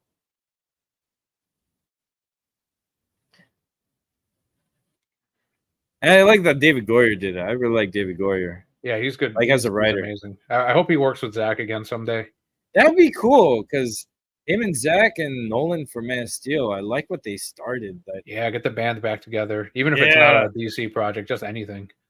That'd be cool. I don't like David Goyer as a director, though. What's he done? I don't think I've seen anything. He did Blade 3. He wrote all Blade 1, 2, and 3, but he directed the third one. Yeah, sometimes you're not cut out to like Jeff Johns, like decent comic writer, but he's a great comic writer. I'll give him that, no problem. They can't do shows or movies worth of shit. Yeah, I think some people have their strengths and weaknesses. Yep. That was always the funny thing. You remember back like 10 years ago, they kept saying, "Why don't they get the comic people to do the movies?" And it's like, well, look at Jeff Johns. Like it doesn't work out. Yeah. Sometimes it does. Most of the time, they're comic guys. Like leave them in the comics. Like let them inspire the future shit. Yeah, like James O'Barr, the original writer. Writer of The Crow. Alex Proyas made The Crow like be that graphic novel. Right. That's why there's so much heart in it because you got the art and the writer's vision on board, and it was meant for. It was so cinematic. Some writers like Johns, I think, doesn't translate as well. No. Unfortunately, he's not like a Dwayne McDuffie or like Justice Limited. That guy can do stuff for cinema. Gone too soon though. And I didn't know this was a brothel. I thought it was a bar in the theatrical. Yeah, that's true. Because they don't make any reference to like go fuck that customer or whatever they say. Yeah. Right? So now we're like, oh, this is because we're used to the cantina. Oh, go meet at a bar. But that's a freaking brothel. No wonder everyone's all sexy and horny. Or in weird sexy ways. There's Green Arrow. Yep. Greed arrow. Oh, this orc.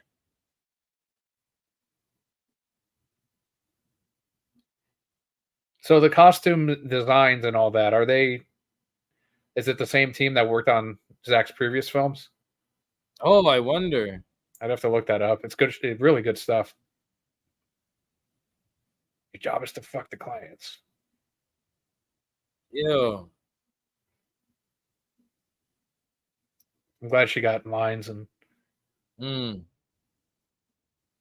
Miru.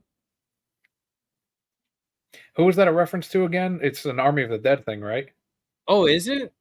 Yeah, Zach mentioned it, or someone pointed it out. That Queen Miru was someone from Army. Oh, is Queen Miru the zombie queen? No, let me see what it is. Armyverse. Queen Miru is a character in. Let me see here.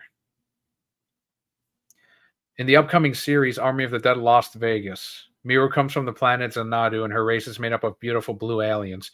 So Whoa. it's a setup for the next film. Whoa. Or the next Army of the Dead project.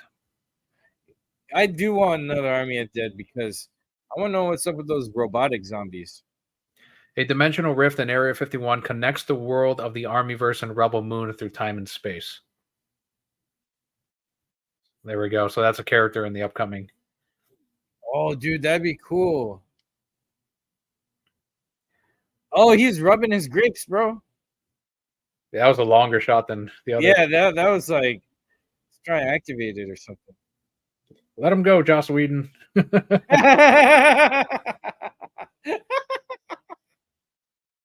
It's weird how much it looks like him. Oh, at first I said Piers Morgan, but I see the Whedon. I take what I want. Oh, oh, oh.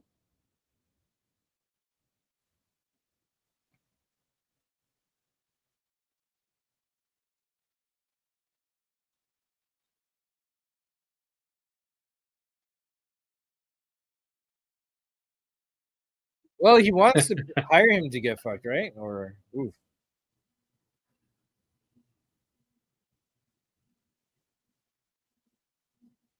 They're all like, "Yeah, this happens all the time." Yeah. Or maybe they're so they got all kinds of stuff to like, wait, are they getting it on or are they fighting? We can't tell these days.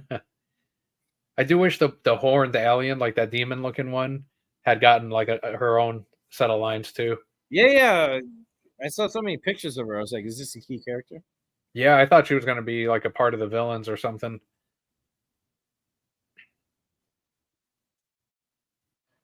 See, I'm wondering if they discarded this guy's body into the past, and that was the guy in the container for the Army of the Dead.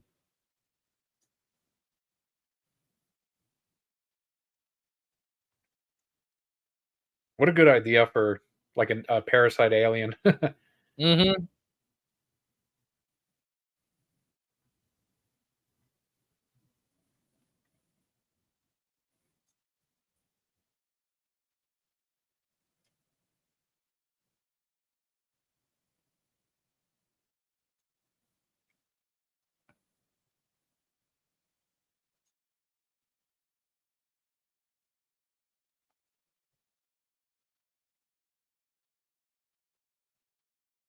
Oh, here he comes.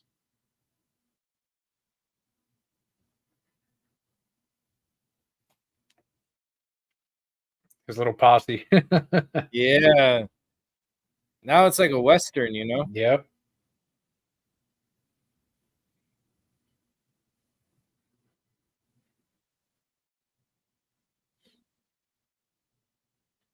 Even the guitar, don't. I like it. It's missing a tumbleweed. I know, right? See, Gunner doesn't even know her capabilities at this point. He just walked in after she defeated a bunch of guys. People already know. Oh, damn. I thought it was Tuesday. Ooh.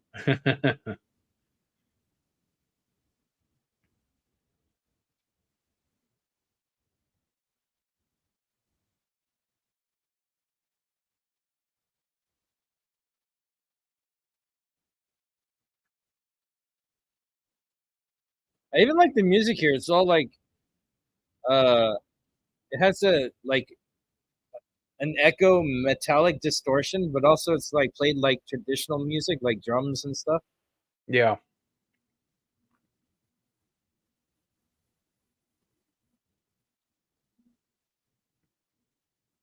So again, that sci-fi mixed with fantasy. This was Junkie XL as well, right? I think so. Ooh. I know there's a lot of familiar tones to the Snyder Cut. Mm-hmm. The sweep and the kick in the face of the guy, that was a move Sonya Blade did in Mortal Kombat 1995. Same choreography. A sweep and then kick in the face.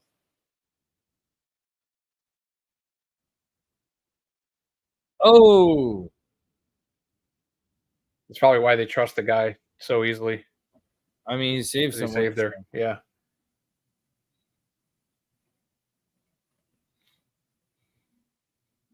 Green Arrow never misses. Mm.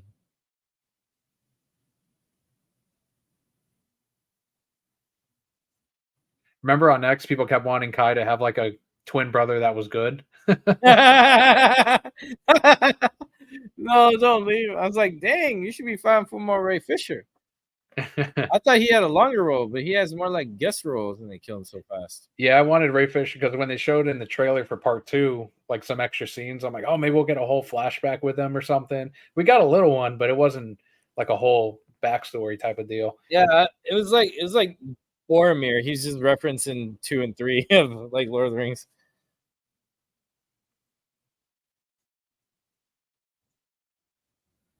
But the comics do give us all the Blood Axe's backstory. Oh, I gotta get on those. There's a lot of lore there, so they're comics that you got to read at least more than once for sure. I love a that. lot in. I remember reading expansion stuff for like Star Wars, like Dark Horse Comics had some really good Star Wars continuation. Yeah, and all that. Oh, it was so good. Zach is bringing all that back, you know, with what they're doing with Netflix. I like that. Oh, there's the hear me out robot. People are like, no, I will not hear you out. But she's got nipples. Yeah, her parts are showing, bro. I guess that foreshadowing here. Like, you know that he's somehow track. This was in the theatrical cut too. Yep. Mm-hmm. Like, there's so many hints to the betrayal, and I guess maybe I didn't want to believe it when I first saw it. Yeah. I mean, it's also very not so obvious as well. Because what's unique about it, it works as an establishing shot to go into the next scene, which is the flying ship. Mm-hmm. I like how oh, go on. I was going to say the moment I realized that he was not on the up and up was when he does that whole scene towards the end of the film where he's like, oh, maybe I am becoming a good guy. And I was like, oh, okay, now this is a full betrayal for sure. Yeah, it's like, wait, you weren't a good guy before? What's going on, bro? I'm going to leave this old life.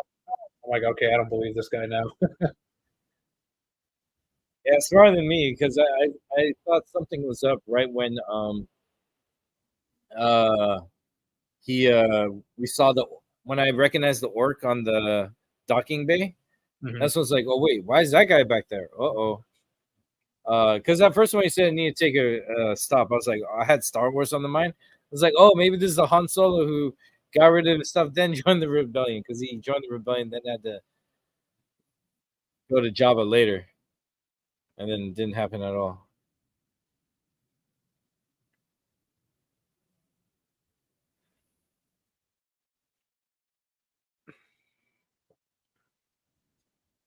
I know people kept saying they wanted I forgot the character's name already, but they wanted her to play Supergirl in the Snyder Cut 2 and 3. Oh, really? Sam? Yeah, they wanted Sam to play her, but I wasn't.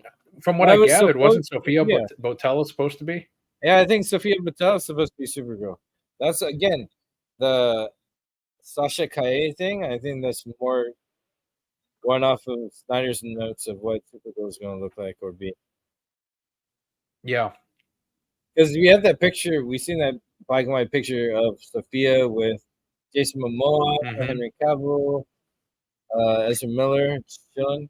No, Ray Fisher. Yeah, so does that mean? I mean, there had to have been something filmed, right? Yeah, for her to be there. Or sometimes they do meetings and they do table readings of scripts. Okay. Where they bring everyone in and they just read out the script before shooting.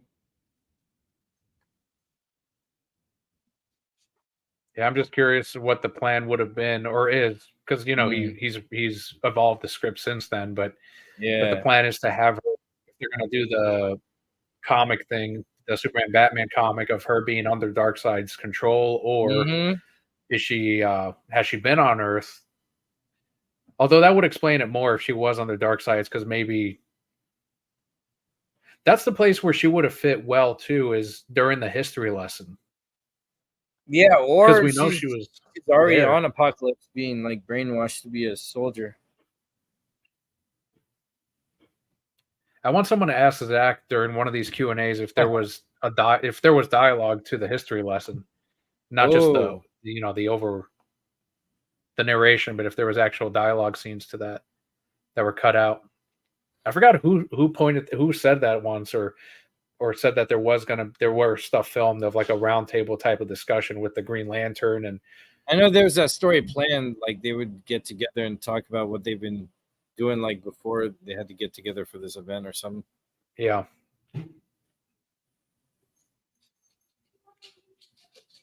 I don't think this was all cut too.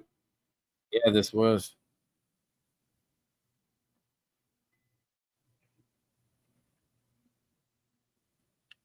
The other thing that was cut was when he was setting up the equipment for them with the camera so that they can communicate with the Illuminati or whatever. Yeah. This guy, all these scenes in the theatrical were cut. Like none of his stuff through his whole preparation with the villagers while they're gathering the heroes was ever in it. We only see him again at the beginning of part 2, the theatrical cuts.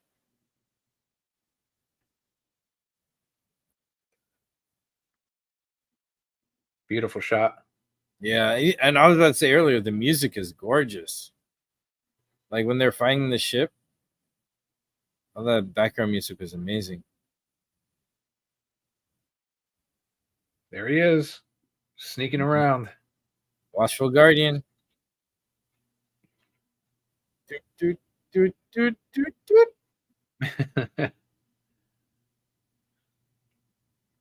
What do you grab? The antlers?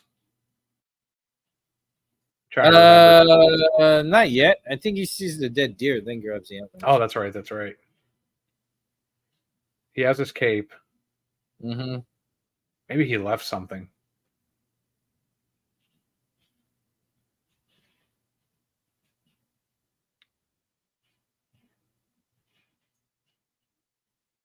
Or maybe he stole a cape. He's like, hey, for my payment of fixing your crap, I'm going to take this. Oh, did he gather a bunch of food for them, or what is he looking at? It seems like that's what it zoomed in on. Yeah, because I saw a bunch of like skewered lizard or something. And it's fixed.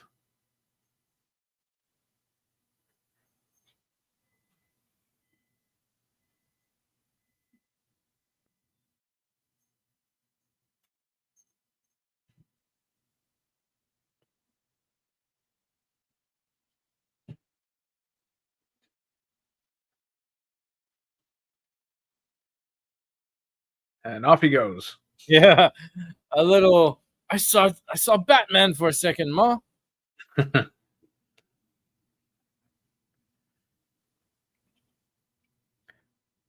So I'm guessing they built one ship to shoot the inside and outside shots, because we know there's at least one.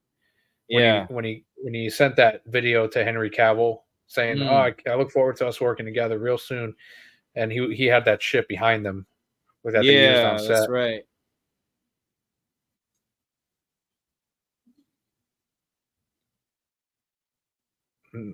And this shot of the ship landing was like, oh, there he is, Darkseid. Yeah, but also look at the ship. Doesn't the ship look like the Flying Fox in Justice League? Yes, Also, that's true.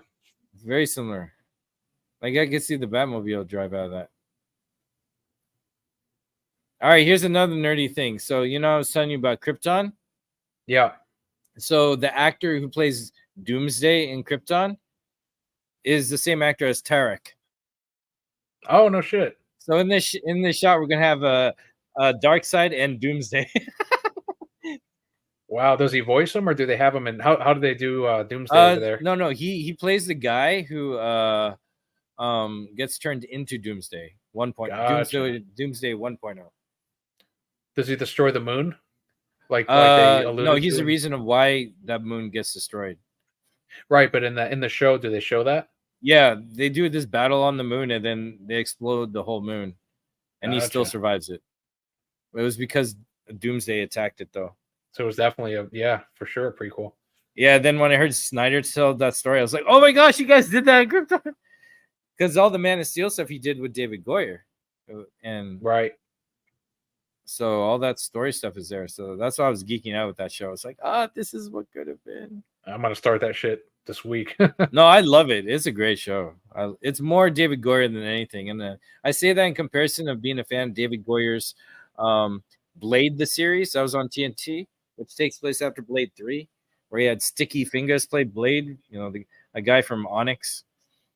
That show is good. And David Goyer wrote and oversaw all that.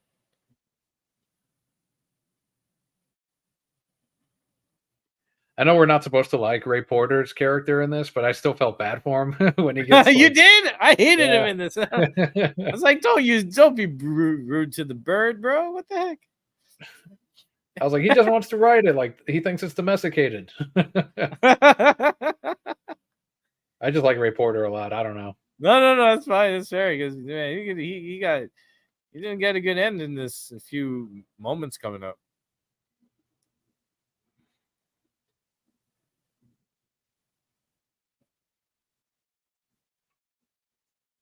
Inconvenience I've suffered.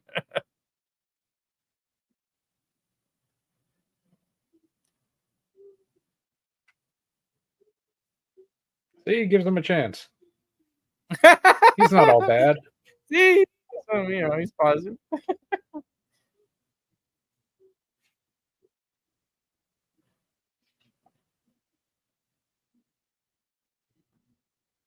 And he loves shackling people.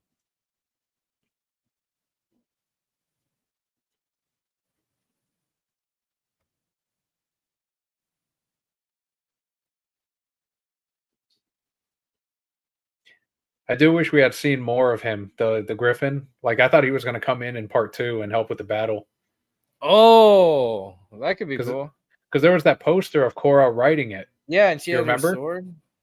So I was like, okay, that's going to happen in part 2, and it was like for me, it was like a bit of a missed opportunity to set up the animal and then not have him come back, type of deal. Oh, that's true. But we see that he's familiar with these creatures. They were there's a white one like in his royal court in his flashback scene. Mm-hmm.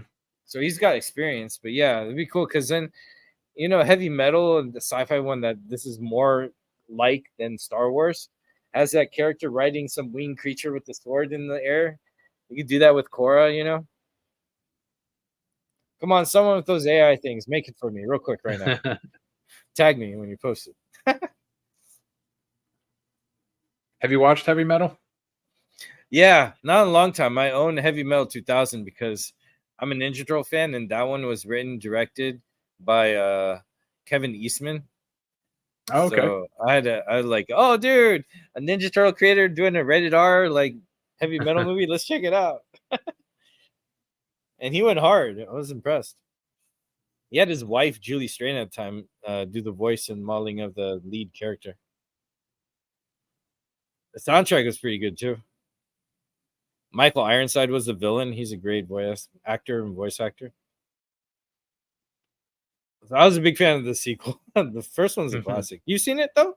Not Heavy Metal, no. Oh wow. Neither one. Yeah, they're wild.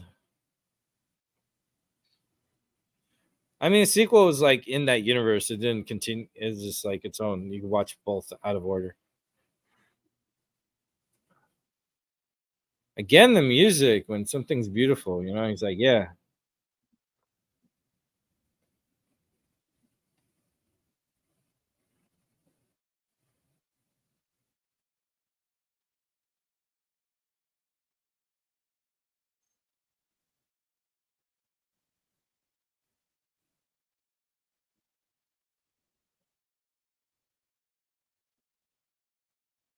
Yeah, he doesn't like that at all. No, I wouldn't like either. Here you go, Man of Steel drums, like yes, First Flight. Mm-hmm.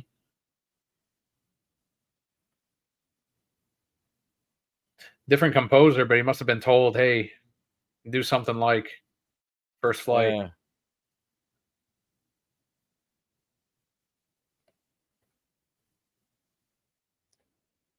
But it's more of a struggle with this.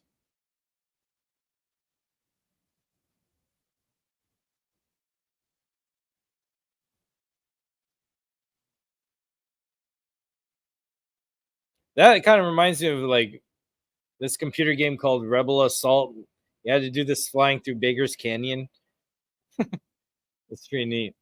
You had to go through this sharp canyon like thing.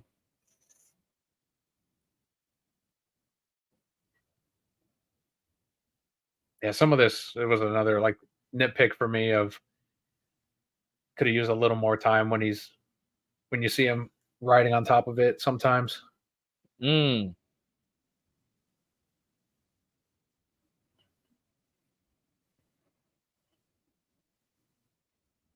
I feel like that would dislocate my shoulder. Oh, for sure. Ooh. I'd be out. I'm like, all right, that's it. The bird's going away. I couldn't domesticate it. We're this dude's forever. Movie over in the credits.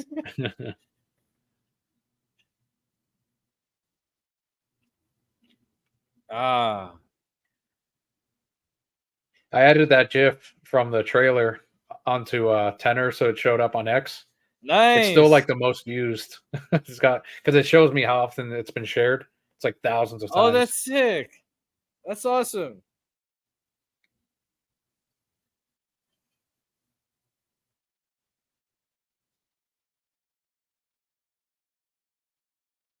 And that and the one of Jimmy in the field where everything turns from red to blue. Oh, I like that.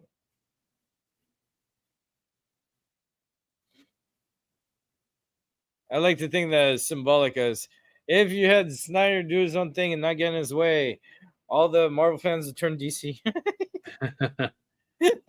Well, we know they'd all go watch it anyway. Even yeah, like, I mean, you know, they love to hate watch his stuff. Yeah, they love our stuff in a weird way. Yeah, the money spent. I just don't watch their stuff. I don't even hate watch it. No, me neither. I will never understand that. Like that's the difference between the two fandoms. Like MCU is not for me. I won't watch it. You know, whereas they're like, oh, I got to see what they all watch. Fucking Rebel Moon. Let's see how bad this is. I got to watch part 2. And their excuse for the director's cuts were, oh, well, I wanted to see if it could be any worse. It's like, sure. Wow. Well, sure, you sat through 6.5 hours. 5 hours doing that. You won't catch me doing that shit. Let me see how bad Endgame is. Oh. I'm happy to not see certain movies. I'm scarred by bad movies like for DC Wonder Woman 84 that I couldn't do anymore after that. Yeah, I was surprised I got around to see Joker, but I convinced myself, it's something totally different. I'll give it a shot. Did you watch the Deadpool Wolverine? Not yet. I hear it's like cameo galore. I already heard all the spoilers. I was convinced that you were gonna see it. I'm like, he's gonna watch it. Watch. Yeah. Remember you watched was it Ant-Man 2 or 3? I forgot what we talked about. I saw 3 by accident. That's right. That's what it was. And I was like, watch Koji's gonna watch Deadpool Wolverine, and you hadn't seen it yet. I'm like, fuck. I can't call him out. You can though. I gotta see how Blade is, but one of my really good friends. You don't want to see MCU Blade. Yeah, that's okay. One of my good friends said that Blade's in it, but he didn't get to shine like he does. Like, Well, you there didn't you even go. get to fight. And I was like, oh, well. See? Well, I'm glad you got a job, so I'm good. I'll just wait for it to be on TNT after wrestling or something. I'll save my money. So I didn't get to see it. Yeah, I kept hearing that. I'm a fan because Deadpool 2 bothered me because they didn't use X-Force. Oh, look, he's all torn Oh up. no! Damn. Why they gotta do him like that? Come on, Ray Dang. Porter. They turned him into a two-parter. Man. But yeah, Deadpool 2, like how they did Shatterstar dirty. Shatterstar was awesome. There's no X-Force. It's like, it seemed like a waste of opportunity. You could have done like a whole X-Force storyline and just have fun with it. But freak on. I need more in a movie than just cameos, you know? Because if it's just cameo heavy, then that's just showing you what could have been but isn't, and maybe It's a cry junk of food, hope man. for some later. Yeah, junk food, yeah. Well, that was the thing. Like, one of my friends who's a big MCU guy, he's like, it was a good send-off to the Fox characters. And I'm like, but y'all hated the Fox characters. What are you talking about? Right? What do you mean a good send-off? Why is there a send-off? Why do you need to When send y'all them off? hate them? Yeah. Where were you guys? Where were you? Man, he's into some crazy crystal meth weed or whatever. And he's having tentacle sex. He's being fucked. Snyder has no chill. He's showing you. That's right. He's showing you TNA, men and women. Do you want to join us? he seemed like, did you see his face when he said, you want to join us? He was still smiling like it's a good idea. Like you've done it before or something. Yeah, like, hey, this is great. What are you doing?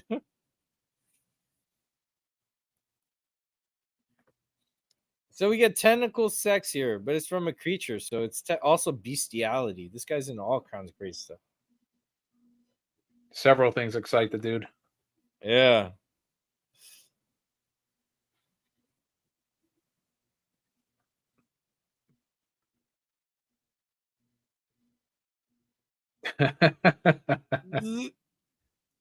No gag reflex.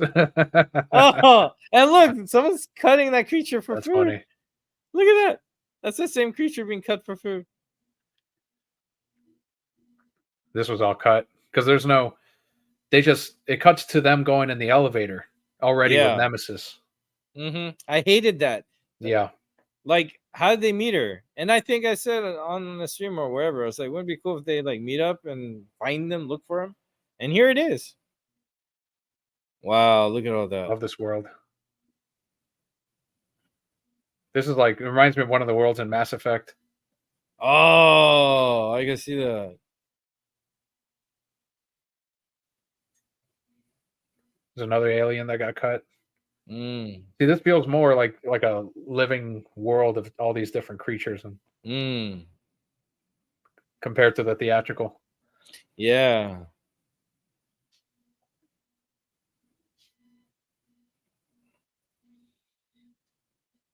There she is. Yeah.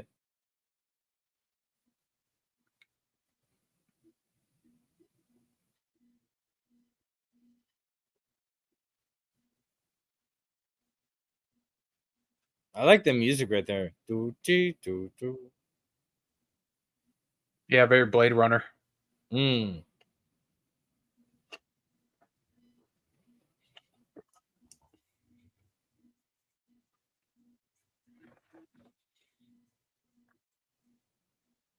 Armada, we trust.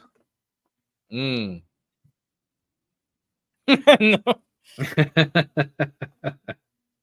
Oh gosh, I was a fool for that back then. Damn. Me too.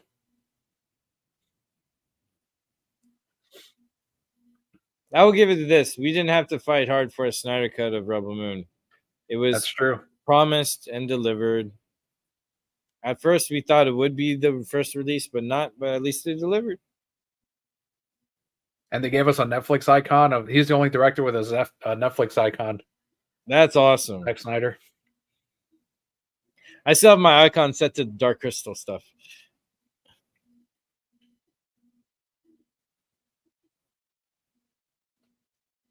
Dude, I like this stuff too. Look at that alleyway with all the graffiti and the poster art. Yeah, I wonder if that's all in the art book, like all the different posters. Wow. Because there was some with glasses and a bunch repetitively, like, hey, come to this concert or something. It's very realistic, I feel. The placement of it. Graffiti there. And people have said that's all you can translate the text, right? You can? Yeah, I think some people have done it already. What? Like it's got language. They built their own language for the Rebel Moon universe. Oh, I like that stuff.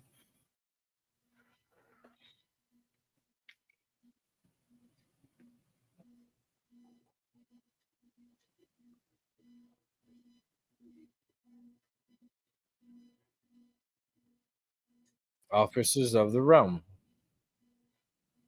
Is that what she said? The Realm? Mm-hmm. Hmm.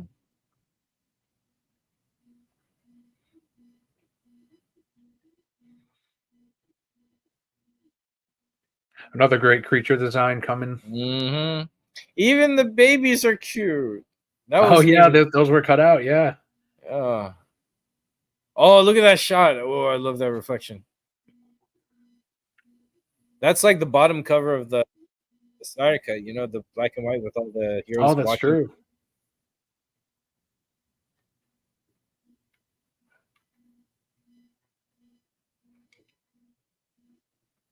See, I like how they use the wires to look like spider web. You know what I mean? Well, yeah, I'm guessing she's using them, right? Or she made That, the wiring. I don't know, but it's part of her nest. yeah. I think she has her own web. You gotta look at the booty part of it.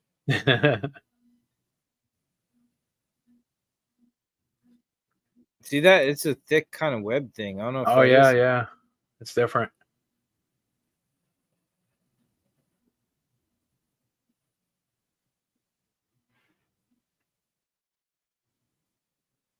That's Jenna Malone. Rocket! You're an odd little duck.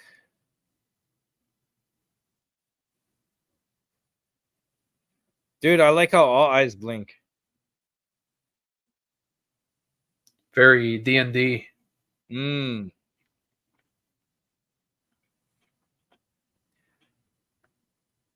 I wonder how much of this was. That's another thing I want to see the making of. Like how much of this was attached to like Jenna, and like how much, Mmm. which of those legs are actually real, and or if it's all CG. It just looks good. Are you familiar with Michael Jackson's Captain EO? Yes, I know That exactly what you're talking yeah, about. that was directed by Francis Ford Coppola, and then the villain of that, she also came down, and she was in a little harness, like they built her chest thing. So there's all these wires just raising her up and down, kind of deal, with all this stuff around. I'm imagining something like that. And that was great. That was a great like movie, even though it's like just Disneyland ride or whatever. Yeah, it's all up on YouTube now. Yeah, I bought it on DVD a long time ago at this like little expo where people sell all kind of stuff on VHS back in the day. Oh, that movie was great. It was like 30 minutes long, 3D, but I liked all the sci-fi lore and seeing Francis Ford Coppola do like a Star Wars-ish thing. It was really cool.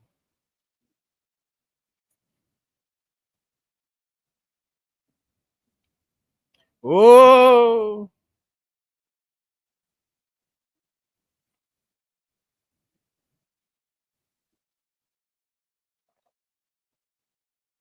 Yeah, I would have been dead by now. I was like, Uh, oh, the first leg, the second leg would have gotten me. Like, oh, oh, maybe that's why they have so many. They're chill. Like, hey, I can still walk. Oh, damn. headbutt. That looks so good. Yes, I could be a movie poster. Oh,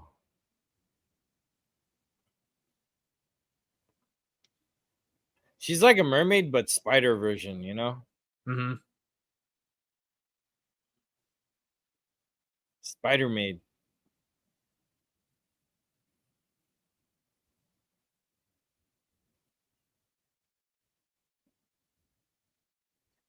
It was during the Q&A that Zach said that when she puts on the gauntlets, she also inherits the skills, right? Yeah, like they have some reflexes and memory that they were also teaching her. So that'd be cool. Your hand goes in the place where it needs to be, you know?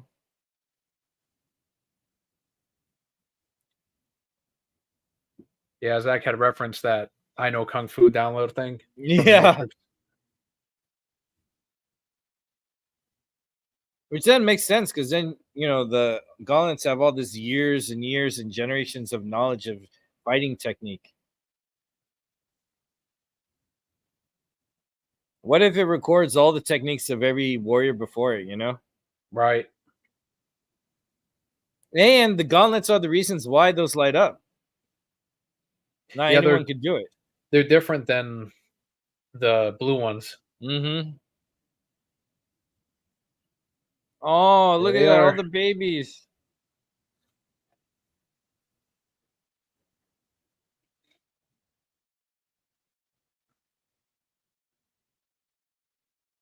Oh, look at the one cute one. He's worried.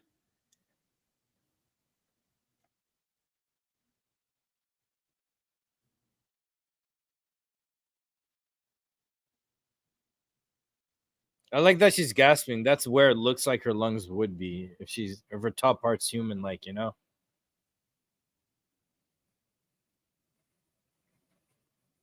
There's still spiders running around. You heard that, right? Yeah.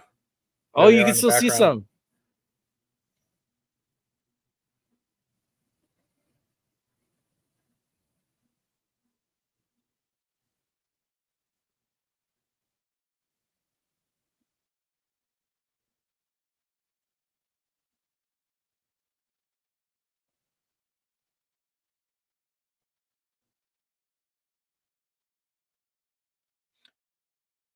Those babies off to become other Armadas in the future. Oh man. Unless they learn from the mother's mistake. Wonder where Mr. Hamada was. He's probably useless, you know.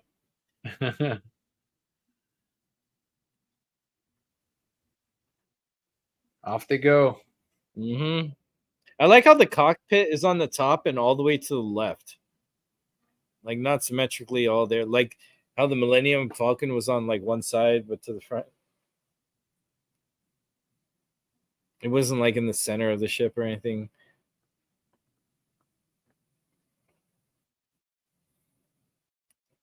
I was really excited to see where this scene was in all the teaser trailers. Yeah. This made me happy. Have you been listening to the Seneschal? No, I haven't. Yeah, that's the other it's like a 6-part podcast prequel to In the Rebel Moon universe. Takes place, I think, 500 years before the film. Wow. And it's basically the story of the first android or Jimmys, how they came to be, basically. Oh wow. That's cool. It's like an audio drama type of deal. Nice. I haven't heard one of those in a long time. Is he good? Yeah, it's really good. It stars I forgot her name, but she stars in Microsoft's Fallout show. Oh, I know. Oh yeah, I saw that post where she was referencing it while she was doing some reading and yeah, it's explicit though, just as a heads oh, up. okay. I wouldn't hear it out loud. Be ready, ladies and gentlemen. Yeah, it's good. The last part I think comes out tomorrow or Tuesday.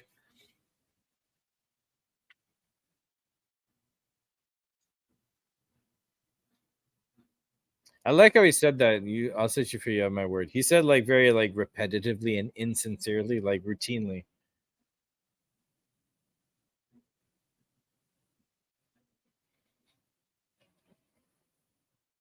Oh, he notices that, so he's feeling wait, something's off. What the hell?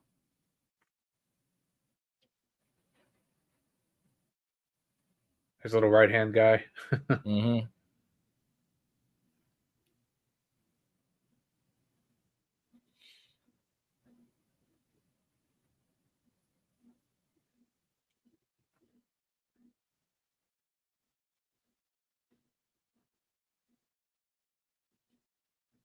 Jeez.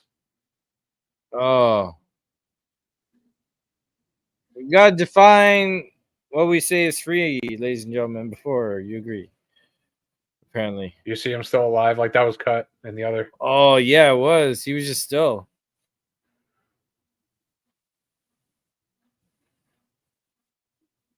See, he's making all these gestures like his brain is trying to still function. Yeah, I think they did that because they have to study the brain, so it has to be right.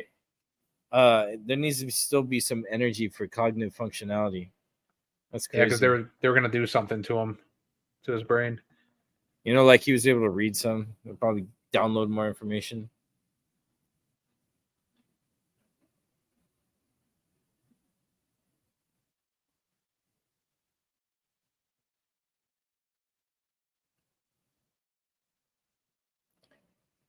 So her hand was probably teaching her how to fix herself, I didn't even think about that.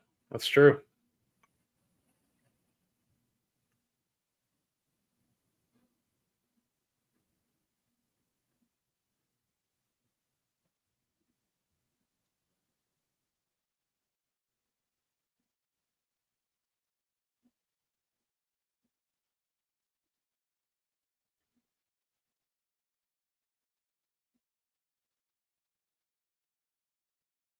This wasn't in the Rebel Moon cut either. I mean, the Rebel Moon, the theatrical, I don't remember. This scene was there, but I think it was shorter than this. Wow, because I'm having a hard time remembering it at all in the theatrical. I don't remember it being this long. That's the thing.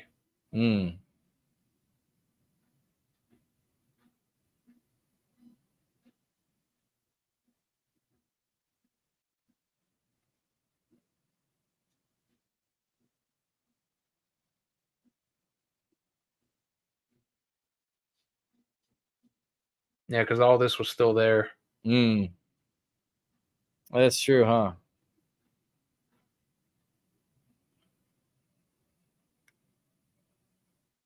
More snow, Zack Snyder, please. I need more movies with snow scenes. He shoots very well with like this setting.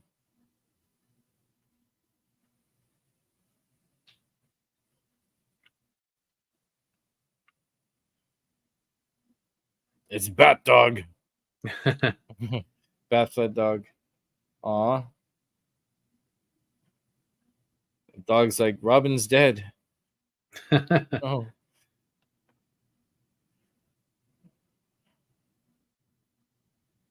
So we have cool snow here with out of focus snow coming down in frame. Right in the beginning, we saw all this fire and hot and all the sparks of fire falling in front. This is supposed to be when she first notices that she has these abilities, right? And look at the power. It's the same as the painting. Yeah, it was like this crosshair where it's glowing in the center and the two sides.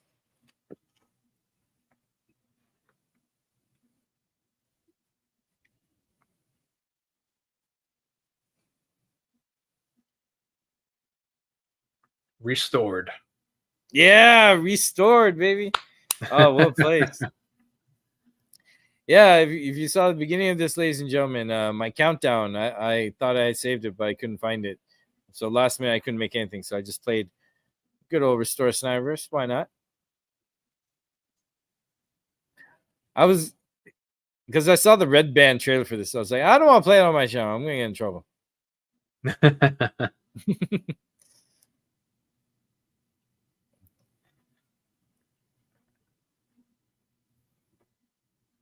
Again, would the vocals are nice. What's that? Would YouTube even let you play this like in a small square off in the corner somewhere, or would they flag it immediately? It also depends because one of my because I got in the habit of playing trailers, but I needed to screen the trailer, see if YouTube is like, okay, you could use it. If I use it low res, and if it's one that's already been used before or whatever, I'm good.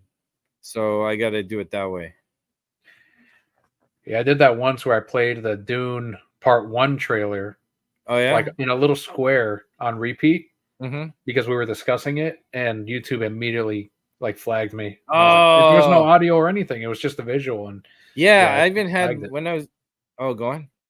No, that was it. Oh, I had the same problem too when I was doing one of my podcasts. I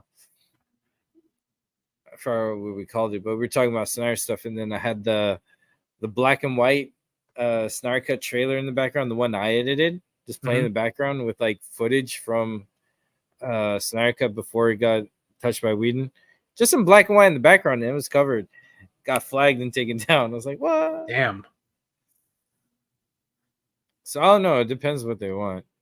That's why I'll do it separately. I'll upload a trailer and see if I could use it. Upload it under private, and then see if it gets flagged or whatever. It gets flagged. They're like, "Yo, you can't go live with it," and then you don't get a copyright strike. It was like, cool. Oh, okay. So I tested the water like that, and I forgot to do it, and then I got struck. So, but by the way, I'm here just to add commentary. I'm not really trying to, redistribute stuff. No one should, and none of us are doing that either. It's just that I guess everyone has different rules with the IPs they own, which doesn't make sense. See that other scene that we saw with the king, not all that was cut. That's why this was a lot longer in this. Yeah, because we didn't even see the exchange of holding hands, because they're bonding here.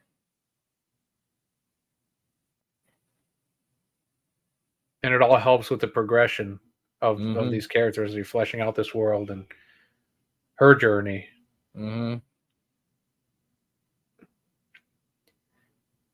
Which, when I first saw part one, that was one of my things of like, I didn't feel like we spent enough time with these characters. It was all too quick, but now like, yeah, they can take their time and it's a lot better. Yeah, because with such a world building and so many characters that are crucial to the story, none of them are just passing by. You need breathing room, and this breathing room that I don't think hurts it at all. It just enhances it.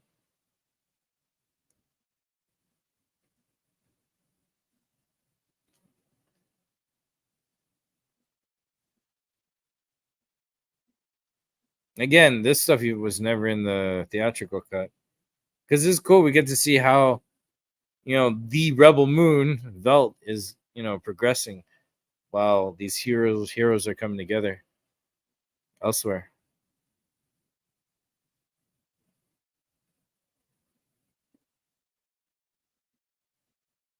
Man, it's a crime to cut out Jimmy shots. It is, man. All this stuff is great. And I love the music too. Oh. What is that? It's like Celtic type of vibes? Yeah, something like that. There's a little bit of everything in this film. Yeah. There's this artist, Lorena McKenna. She does like folk, but like pop, new wave type of stuff. It's really beautiful, and she uses instruments from all over. It's fantastic. That bird looked a little bit unfinished. I think we see it more later on too, though, and that's again fleshing out the world more. And we didn't see any. I don't think we saw much of the different birds in the other version. No, we didn't. And I like this too. They're looking for him. They don't just immediately find him. Luckily, that looks like an Amazon. Yeah. He's looking for sponsorship. Another new alien design. Yo, imagine Zack Snyder's Mortal Kombat. Look at this. Oh yeah, that's another video game movie he could do. Yeah, he could do great with that, because he's great with choreography, and which is shockingly missing in the new one. It'd be tough to top that 94 one. Yeah, 95. 95. Oh, Goro right there.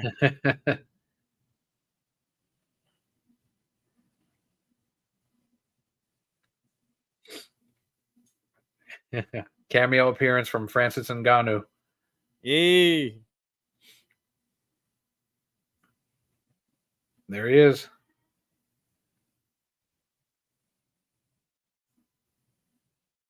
That's awesome.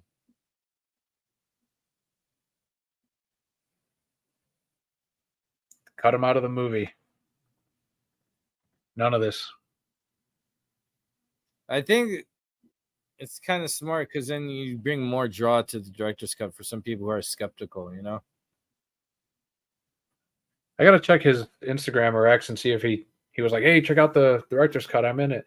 See the lingering shot of him so that you know, like, yeah, cool. He got his little scene, and that's a hint at, I think, at him wanting to do a UFC film. You know, yeah, which he's like in talks with. I don't know if he has these connections already or if he was just a fan and wanted to have Francis in there. I'm not sure, but Zach's the guy for the job. Yeah, dude. And I think they're in talks of that right now as we speak, right? Yeah. Oof.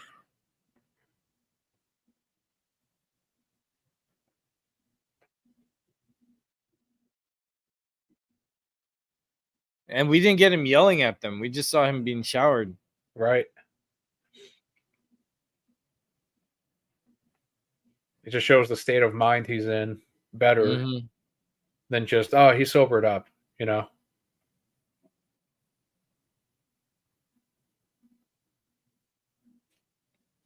I need to get some agua real quick. BRB. Show continues, of course.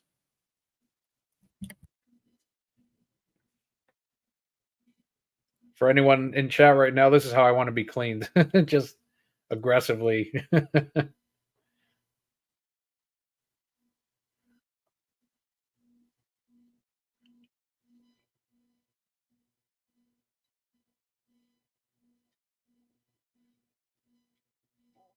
A lot of 300 vibes here.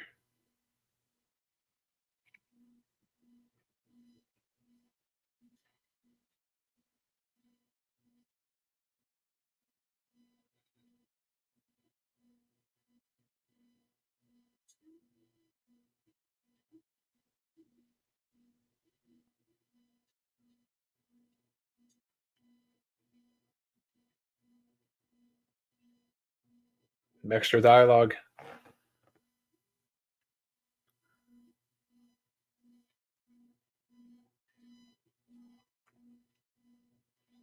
Hey, Aries, welcome. Yo, what up, Aries? I just stepped out to get some water real quick. What's up, man? We're watching Rebel Moon Part 1, or Rebel Moon Director's Cut Part 1. However, it's labeled in Netflix. You could join us by catching up to this. This is where we are in the movie. Yeah, good thing my apartment's small. I can get everywhere fast. I'm like Sonic. Gotta go fast. That Sonic Movie 3 trailer comes out Tuesday. Oh, I'm excited. I love anything Sonic, even the bad stuff. Well, did you see who's voicing Shadow? No. Who's voicing Keanu Shadow? Reeves. Oh, I heard about. So that's legit, right? Oh, yeah, they posted today on Instagram like a tease about it, like a clip from Speed. Sonic's watching the clip from Speed. Nice. So we got Keanu Reeves, we got Idris Elba, we got Sonic, of course. Damn, that's dope.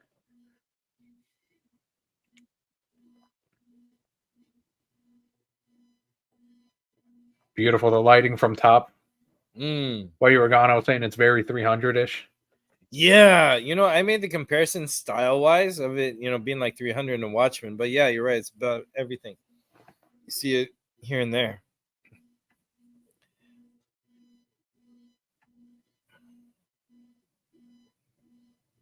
Come on, Titus. Come around. For revenge. I kind of didn't like that dialogue because I'm still nitpicky about that.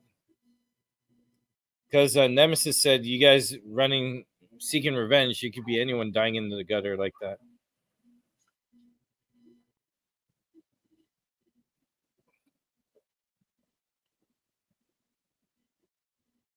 Oops. Dang it. Dude, I like this world. It looks so Tron beautiful. The circular designs and then elevated rocks. This funny king. Right, all right. He's kind of adorable in a weird way.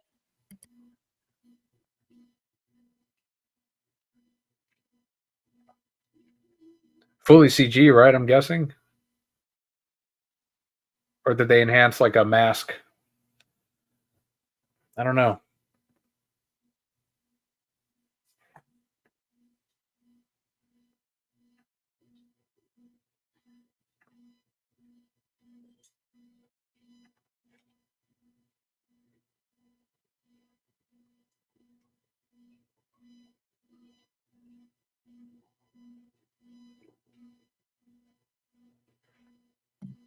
apologies again.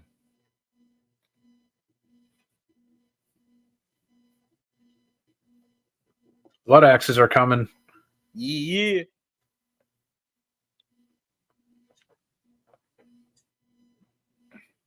This was cut out. Bonding with the team. Yes. And a little rift, too. There's a little infighting. You're about to see it here. Which is good. You get to see them, how they deal and get along, even when waiting for Nemesis for a bit. It's like, you're going to eat that? You know, all those scenes are important. Yes. We need them. Yeah, because you got to see how the team thinks as a team, how they get there.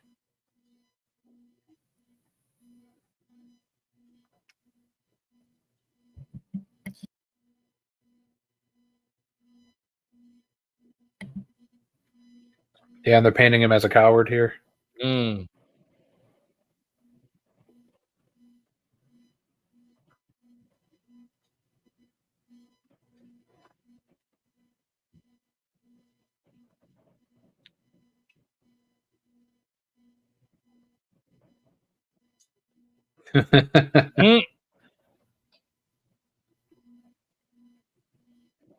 Get him, Titus. Hey, he still didn't take his eyes off him.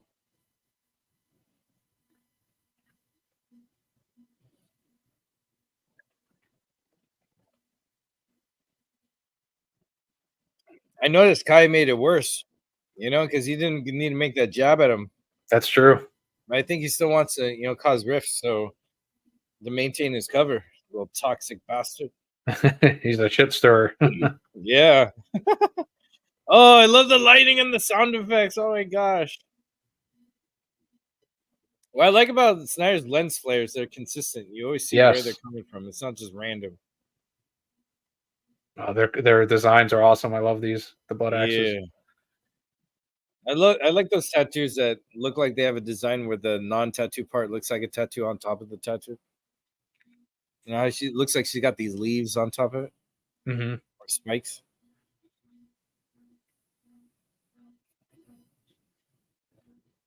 I like it. It's very like Native American kind of with those war paint.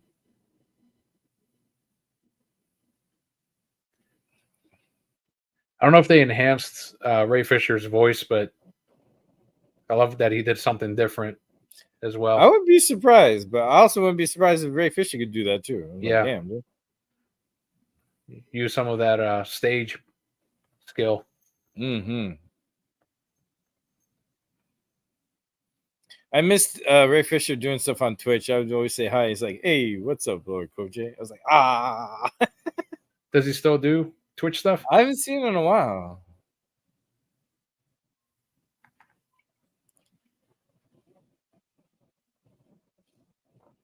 By the way, hello Twitch. We're on Twitch as well.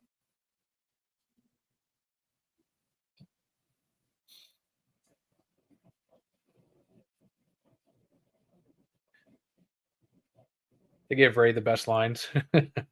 Yeah, they do.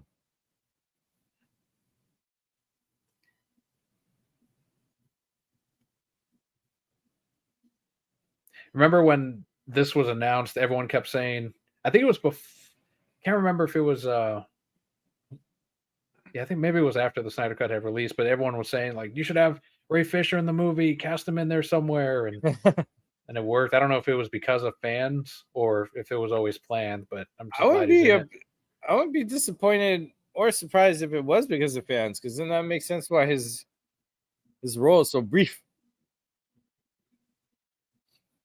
Because they're like, yeah, let's get him in there. Let's finish it up. Yeah, he's the one who risked his career, I think the most, just by calling out all the execs. Yeah. I feel like the people from Snyder's team and cast who did stay, people had some allegiance with other people at power who kicked Zack stuff out of the way. Right. I have all kinds of theories. You guys check out Koji's Corner and any other show I show on, even yours. I share whatever I can. All my ideas, thoughts, and opinions. And Snyder still says to this day, the real story isn't known. Really? What went down. Yeah, I remember him saying that like once or twice. Like we still don't know the full picture of all the drama and politics that led to what we got denied and barely got released. We need that made for TV movie.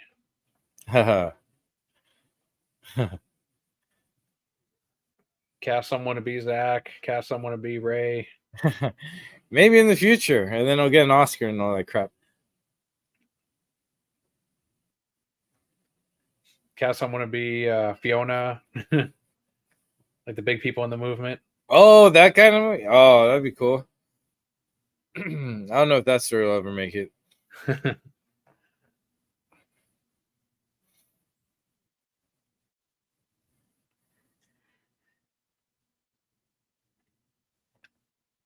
The King's Gaze. Dude, I like how the real skin of her tattoo matches where her hair splits up in some areas. Like it's like a constant design that falls into her hairstyle.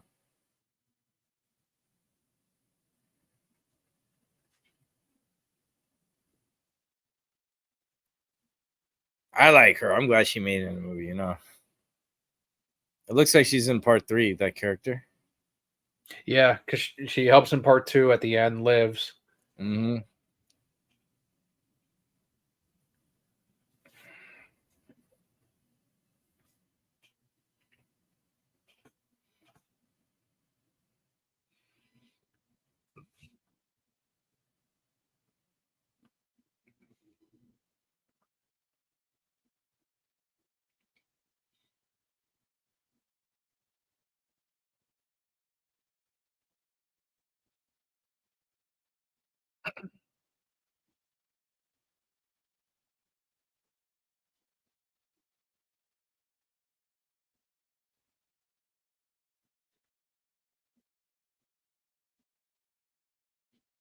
And Ray was promoting this film a lot too, which was great. I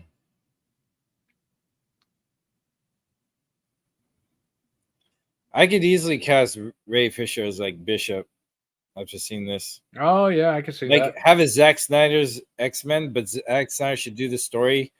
I forgot the name of it, but it's the X-Men in the future where Wolverine's missing a hand and Apocalypse is all over controlled. And Cyclops lost an eye, so he's literally a Cyclops and he's a villain. You ever see that story? Or it was a limited issue series? No, I didn't read a whole lot of X-Men growing up. Oh, okay.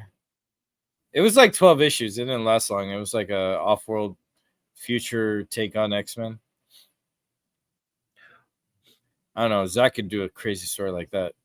He could, but I could never imagine Zach. Like, I've had people bring that up before. Like, he's going to be in Marvel. It's like they were even worse than Warner Brothers Discovery. Yeah, they have, especially with Disney, they have more of a rule book they have to abide by. Like, he would never want to be there anyway. They'd never let him do what he wants. Yeah, I don't think they can let him do whatever he can. Like, even Guy Ritchie's like Aladdin. I didn't really get much Guy Ritchie magic in that at all. You talking about the live action one? Yeah. Interesting. Yeah, I never saw that. But anytime they get like these big names on here, like, oh, we got this director. It always feels like them light. Yeah, it's a waste of talent. Like, why even bother? Yeah.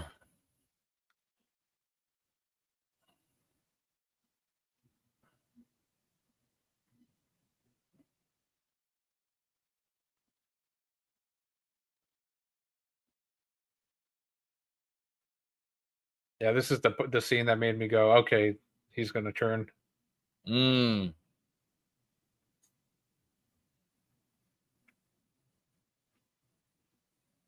What was the King Arthur? Was it called King Arthur? What was the movie he was in? Starred in?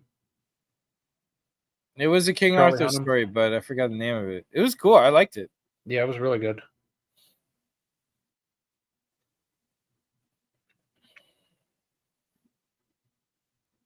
As far as fantasy and making modernized, that was one of the ones that did it very well, I thought.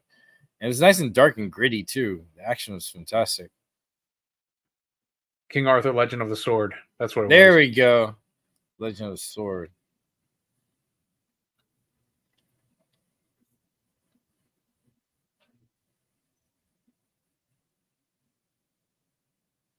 Yeah, this was the last thing he worked on. He's got a TV show coming out called Criminal, but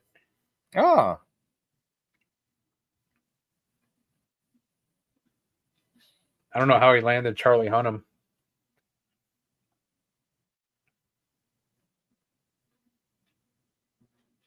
You think he was meant to be Green Arrow, or that was just like a ongoing meme? I can't tell because it's so believable looking at him, how he is, especially in this film. Like, especially him with the hood. Oh, it'd be great. And also, I remember seeing him and Ben Affleck just in a behind the scenes or some interview. This time, seeing them side to side, I was like, I see it. I believe it. I don't know. I wouldn't be surprised because look, Snyder had him in his sights, and then we have Sophia here, who is possibly most likely Supergirl. So we're gonna chase some B-sides here. That slight romance that they were sort of like he was charming her a bit. Yeah, holding her hand. Yeah, he's playing his suave. I think he wants a little bit of her to trust him to get what he needs. Yep. Oh, this is sad. This poor guy. If that was intended to be Green Arrow, and for some reason Green Arrow betrays the Justice League and the Nightmare World, that fits his character. I'm not saying Green Arrow's a villain, but he hasn't always agreed with the Justice League. Oh, I see. The whole who watches the Watchmen type of thing. Yeah. And also in Frank Miller's one, he was also key in like taking Superman out. That's right. Yeah. And Superman to nerf Green Arrow, in that storyline, he eye lasered his arm off. It's freaking brutal. Didn't do him any good because he still shot that arrow pretty good. Used his freaking teeth. Yeah. Oh, that was badass.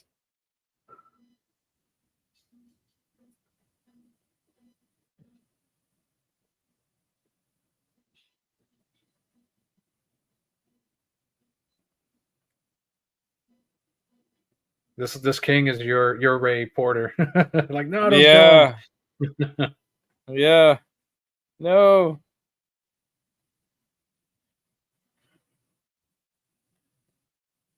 King Squidward. Do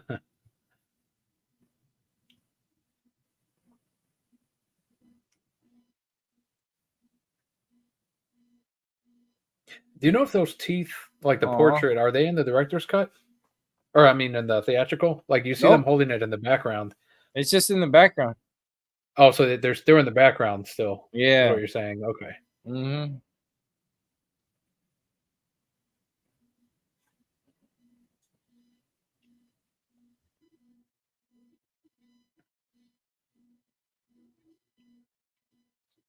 The perfect tooth. Damn.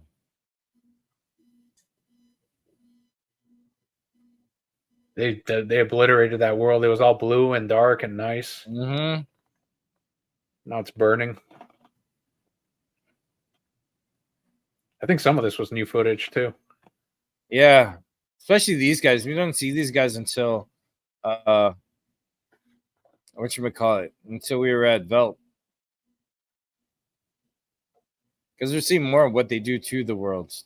It's probably what they do to collect all the carcasses as well, so they could fuel their ship. That's why they need to stay there longer. Oh, yeah, that makes sense. We need to refuel. Go kill more. Yeah. Mm-hmm. Worst way to power a ship. Human lives. I mean, isn't that why governments go to war for oil and power and all this fuel? Yeah, that's another allegory or whatever you want to call it. Well said. Well said. See that actor? He sat a row in front of me next to Joshua Herrera, who was here for the screening. How much of the cast was there? I only saw two. This guy, and in the very, very front row to the right was Sofia Boutella, who you see in the end of my video of the Q&A. I was like, what? She was there the whole time? Oh! But she got a separate, escort off to the right side, of course. You know what?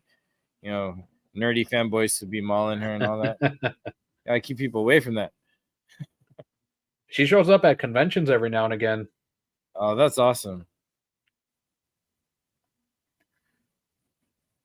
Like before this movie, she had, I think, the Mummy as the banner on her. Oh, that's right. She was the Mummy. Yeah. With Ethan Tom Cruise. Hunt. Yeah, Tom Cruise. I forgot his name. I was like Ethan Hunt for a second.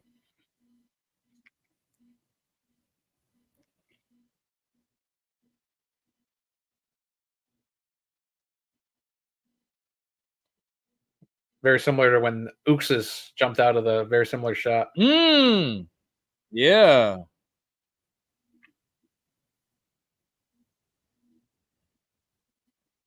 That's awful.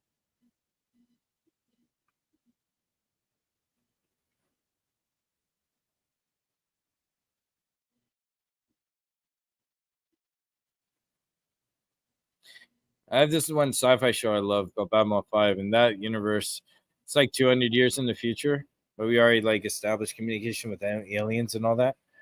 But in that one, it's illegal for an alien government to bombard another alien planet with asteroids, where you force a meteor shower or asteroids hitting planets to cause like mass destruction. Yeah. So they have these big gunships that have like asteroids, and they just shoot the asteroid directly at the planet to flatten it.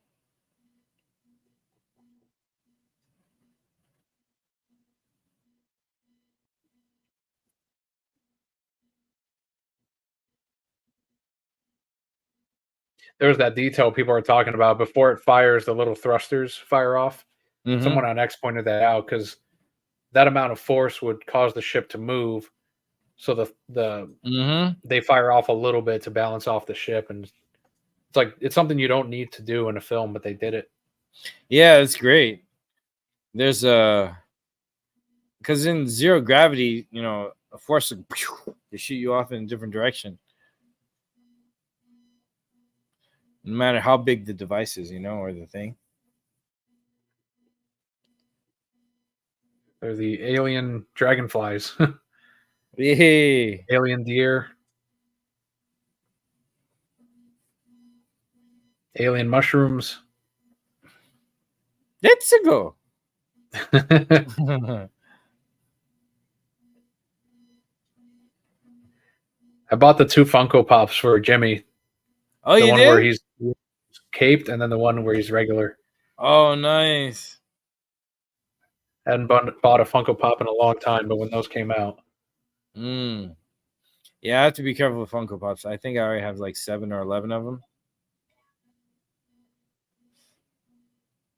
Oh my god, that rain on him looks so real. I like that. Did this get a limited theatrical? Like, would it count for visual effects at the Oscars? I don't know because it wasn't open to the public. I don't think. I mean, it should. The Irishman was up for awards, but that did have a theatrical run for a month. Yeah, 3 weeks. I wish they had done that with this, like a little limited. Yeah. Well, I guess it would have been the Netflix cut, though. They wouldn't have done the Snyder cut. What a waste, man. That's the other thing. Like, which one do you nominate? No, this one, because of course, but they did have Zack Snyder's Justice League out there. Yeah. Oh, if they have another fan vote thing, I don't know if they're doing it again, but no, I think they got scarred from us. I mean, we followed the rules, though. So at least they didn't cheese it. Yeah, they didn't cheese the results. Like, oh, we're not counting those votes or whatever. All right. The rules were specific. They said you could vote the same time 20 times in one day, but only 20 times. Because they can monitor it, and they did. Was it when it cut to Toby Emmerich and he was so pissed? Yeah. Oh, man. We had such good wins along the way. Haven't said that name in a long time. I know, right? Damn. Yo, this is almost like The Hangar where they're going over their plans in the Flying Fox. Here we go.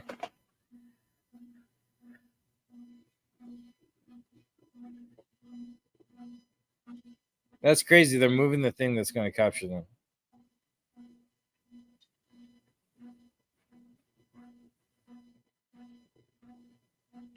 He's laying it on thick. Yeah.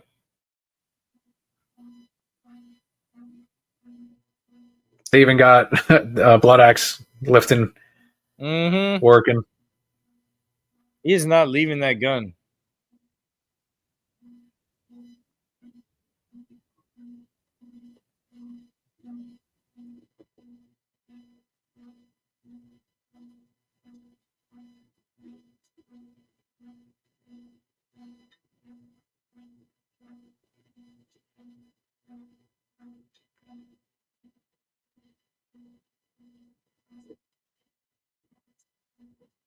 One of them puts up a little bit of a fight. I remember one of the pilots. Smart, almost the exact same shot as the. Yeah. When she saw him pass by.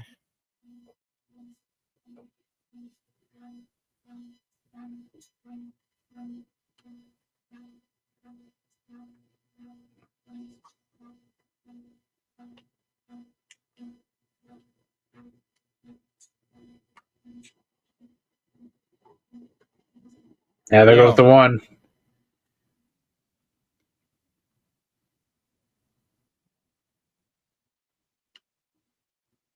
Hiding behind There the fucking. Uh-huh.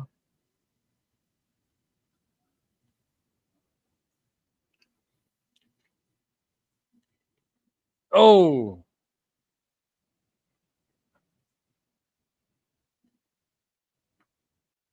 Hate those things. Yeah, man. Ugh. How do you even fight that? Like, you gotta run out of the way, I guess. It's like opposite. You got the face hugger, so that's like a back hugger.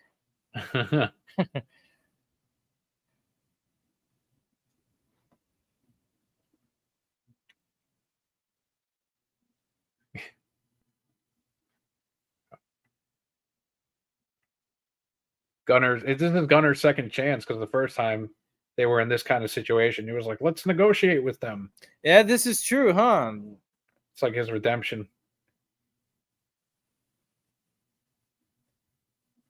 Because then this guy's kind of like, Gunner if he keeps doing business with whoever pays, right? Yeah.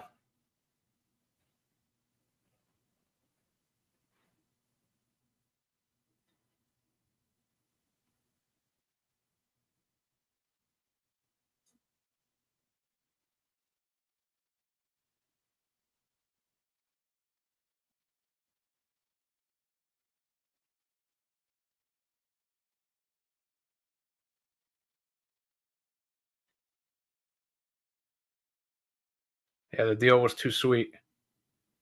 Atalias.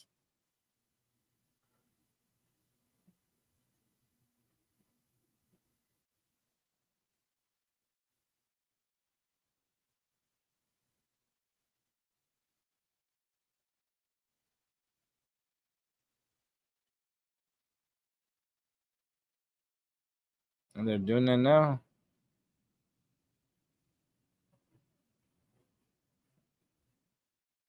Damn, that's why you step on the side of history that wins in their eyes.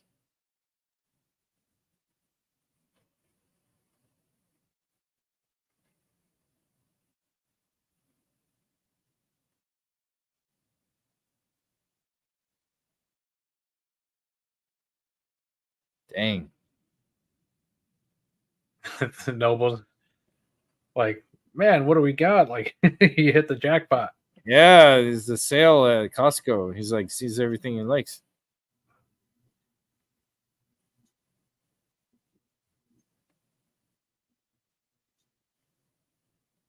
Yeah, there it is. Mm-hmm. Instant promotion. Mm-hmm.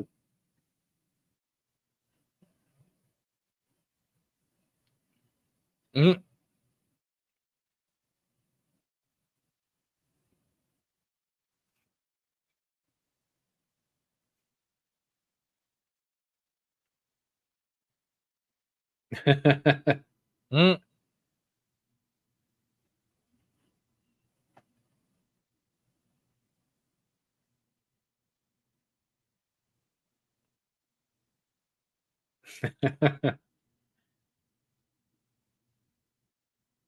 Feeble attempt.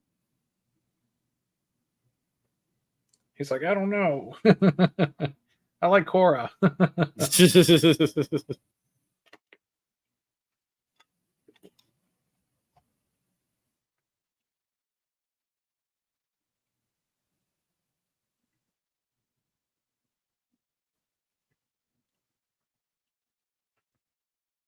smiles. I want to see her movie.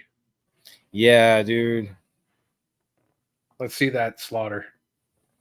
I see that story after the slaughter because she took out what 16 high officials. Yep. Imagine the whole movie where she's on a, like a list of people she's trying to take out. Goes to different planets or different cities and all that.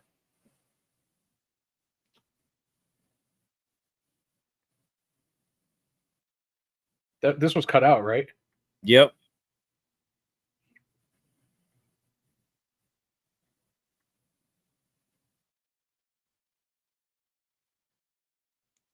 Oh no, he didn't.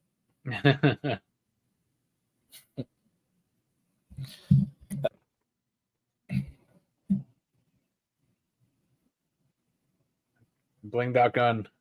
Yo, Joshua.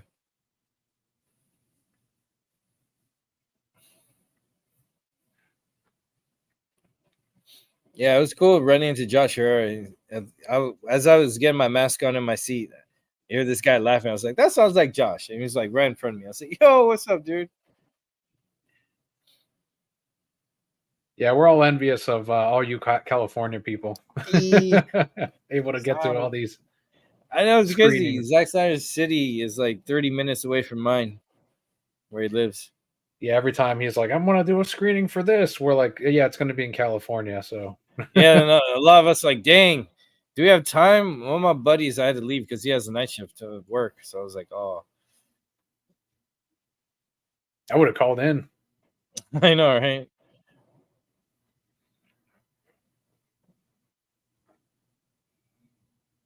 I need to convince Zach to buy property in Florida. That way he does some screenings out here. I should make it out to Florida sometime. I've been wanting to. It's a lot more humid, but just as hot as California. Oh, I can handle it then. No worries. It's humid and burning heat combined. That's the killer.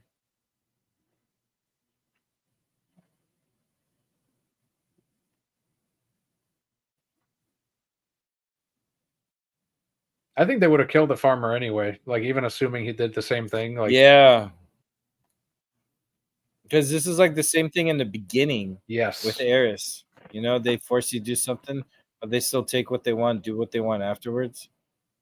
They just find this perverted game of making people do something against their will. That's what's funny is he calls him a coward, but he's doing the most cowardly thing by selling them all out. Yeah. See, all that reverse psychology and projection. And all that for the people that the king, whatever you want to call it, the realm that destroyed his own planet even, but he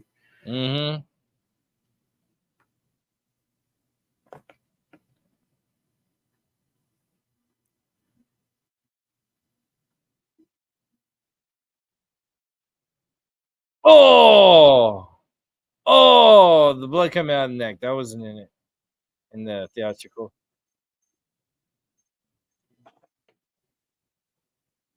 They're like, how did this happen?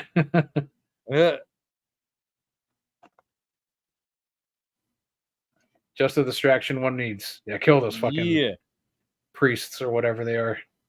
They're evil, dog.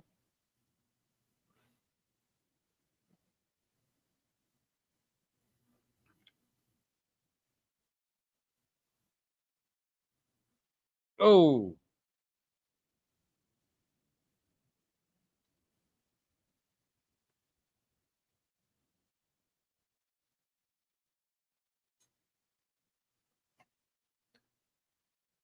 Just don't accidentally pull the trigger on any of those.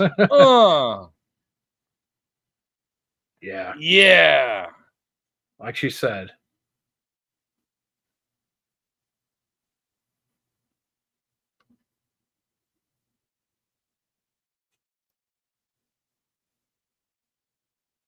Damn. Hell yeah.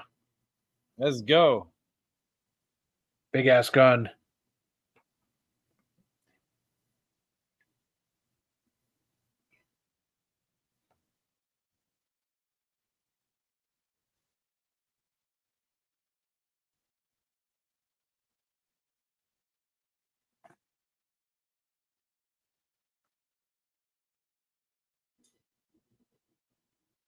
That sounds like a TIE fighter laser. A little bit, yeah.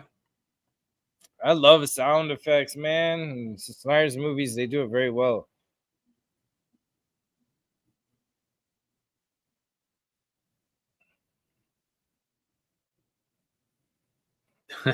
Super dead. Damn.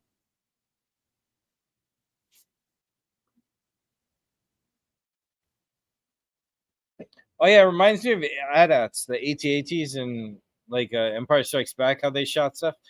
Choo-choo. Choo-choo.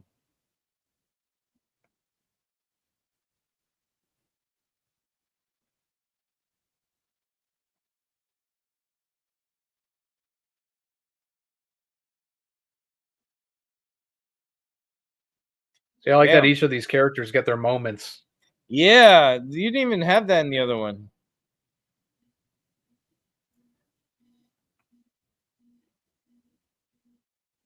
You see how much of a battle it really is going on. And how skilled each one is. Makes it believable that they can train this whole village of people. Just the 5 of them or whatever. Yeah.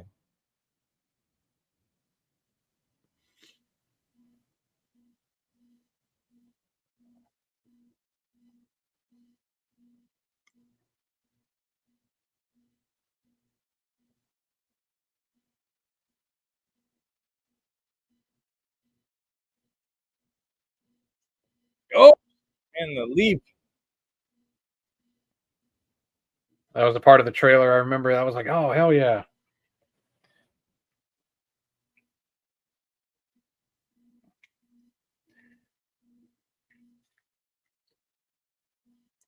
The biggest loss of this movie. Of both movies, man.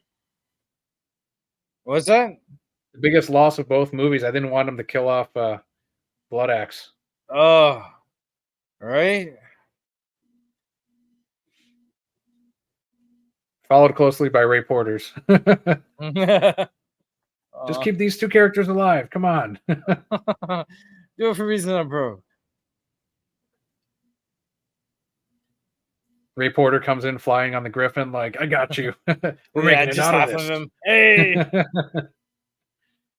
You're not dying on me. Oh, yeah.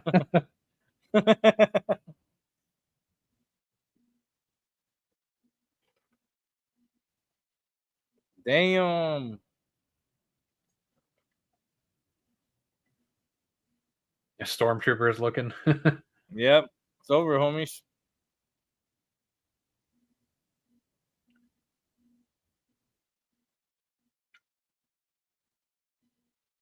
He was like,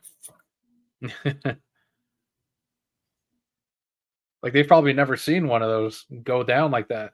Yeah. Oh.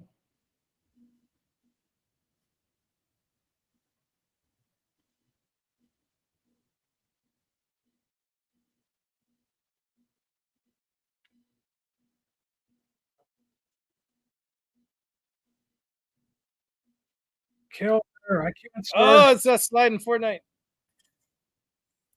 These moon people are rebellious. They gotta say it.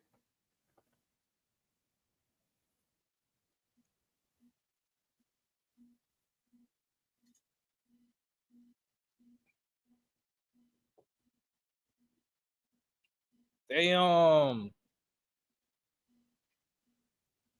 And they slide onto that platform, right? Yeah.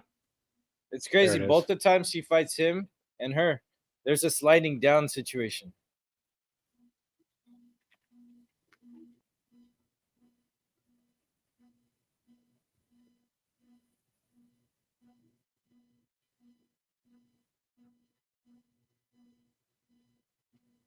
He's a lucky bastard.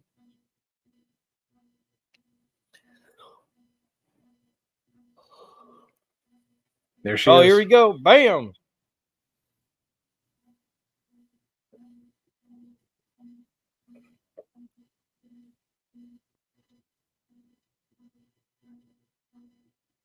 Oh, damn.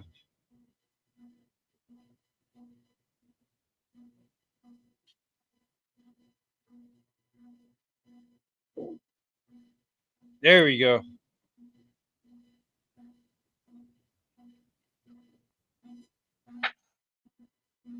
Damn. They don't hold back in this battle. I like that. She broke the staff. Do you remember if he still has that in part 2? The staff? I don't remember. Didn't she just break it when they were fighting? Yeah. Why is it full together right now, or is it? No, I think the end is gone. Hmm. I just can't remember him using it in part 2. Oh yeah, the bottom's gone. Yeah, I don't remember either. We're gonna find out though when we get to that one. I was curious if the continuity, if he got repaired or whatever. If he's got like spares. Oh, Jet Li style. Also, breaking his arm was more gory here. Yes, and it made more sense, like why he was holding it like he was. Like I get that it was broken the first time, but it's way more believable here. Yeah, and his freaking bone is popped out, man. That's wild. Bone popped out, and another one was put in. Symmetry.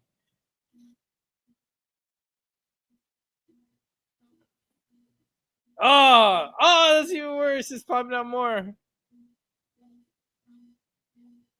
There you go. Knock this fool. That was some Batman versus Superman music right here.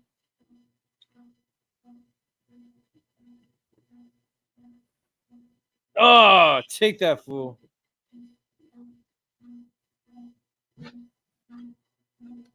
You know, there's a part of him that enjoys this. It's so weird.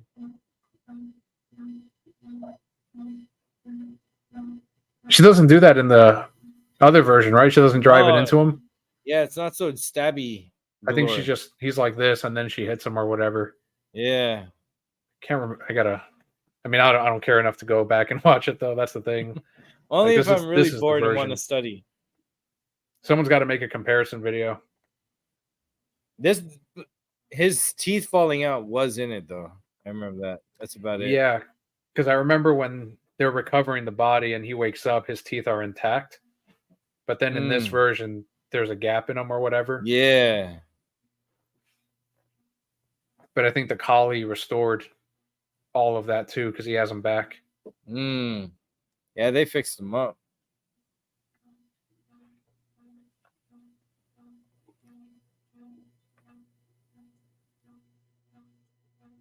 I'm wondering, since he's been brought back so many times, it seems like that he's a little bit stronger each time. His body should have splattered on the ground, I thought.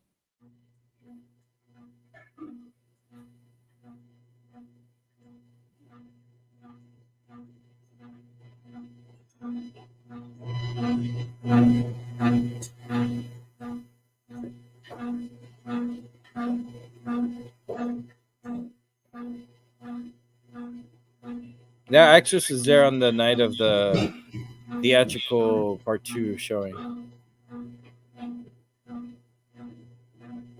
Or the cut down version, PG-13 ones. They were in the front row also, or? She was in there just mingling with the fans. I don't know where she was. She wasn't there for that day, but another showing for Rebel Moon, she was there.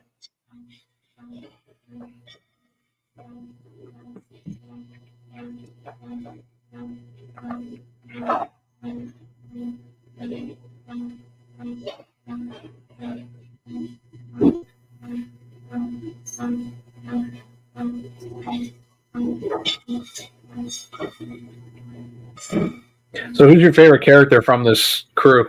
Oh, Nemesis all the way. I like her.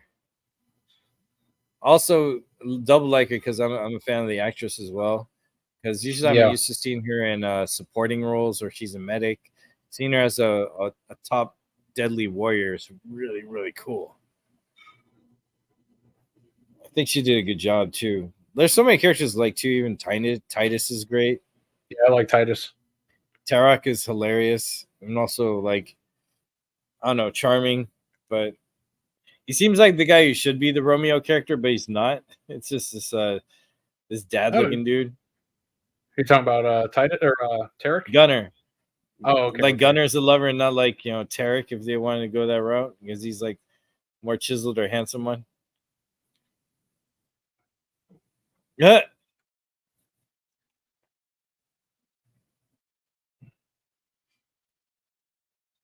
How about you? You got a favorite? I like General Titus. See them added with Eris, they're 7 then. 2, 3, 4, 5, 6. Yeah. Like with the 7 samurai.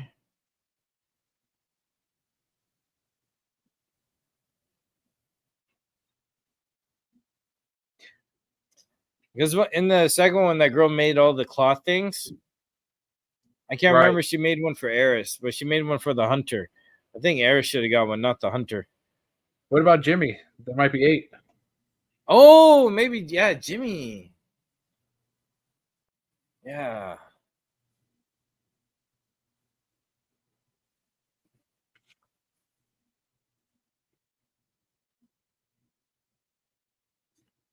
The time Jimmy comes, we lose Gunner, though. So he keep filling for Gunner. More of these guys. Dang. Gangster orcs. So they let them. What's the? I forget the follow up to that. They let the realm know that they're here or whatever. Yeah, they're the ones who are spying on the village and giving updates to the realm.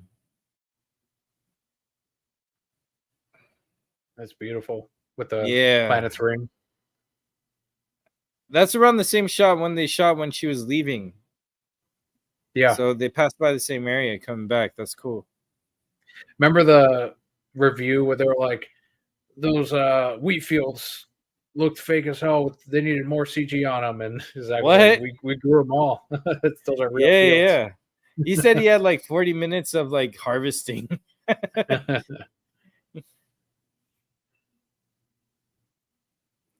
He did the same for Man of Steel when they grew the cornfield. Yeah, it was actually cheaper that way than sell the cornfield. And they made more profit, actually. Yeah, because then they sell it afterward. Mm-hmm.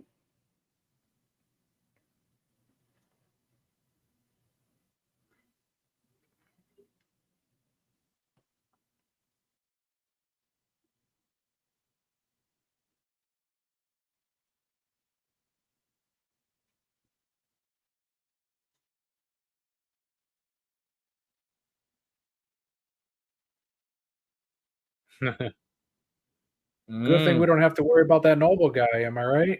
Right? Dang. He's gone. Ooh, that's like some kind of creepy foreshadowing.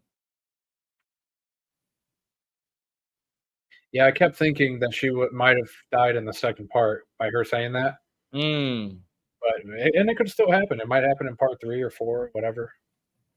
Yeah, then someone else carries the mantle forward. That'd be interesting if they do something like that. They can't kill Jimmy though. Jimmy must live. Yeah, Jimmy for life. They already killed the 2 Rays. That's enough.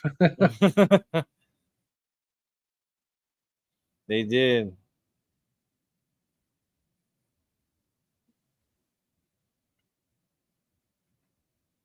That horn in the duh sounds a little cautious. For these guys.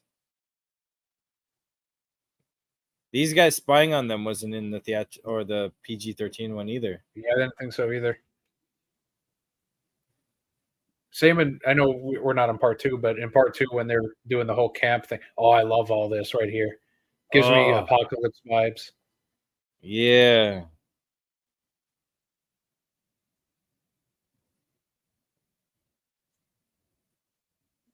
So what's the priest doing? Powering the ship up at this point? Yeah, I think they're figuring out where the hyperdrive into.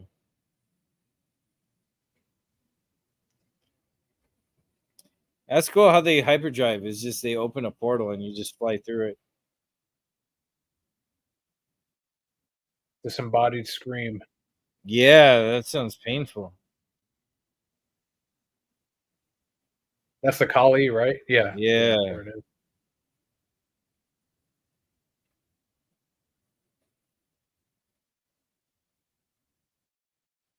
So much lore set up for them. Uh-huh.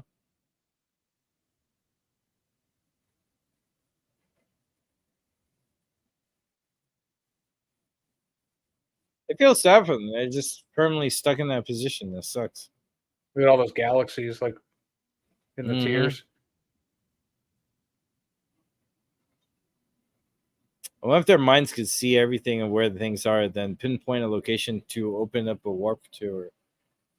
You don't think entire galaxies are being like literally sacrificed by them doing that, right? No, I think they're using that to find them, which ones to colonize or sacrifice. Okay.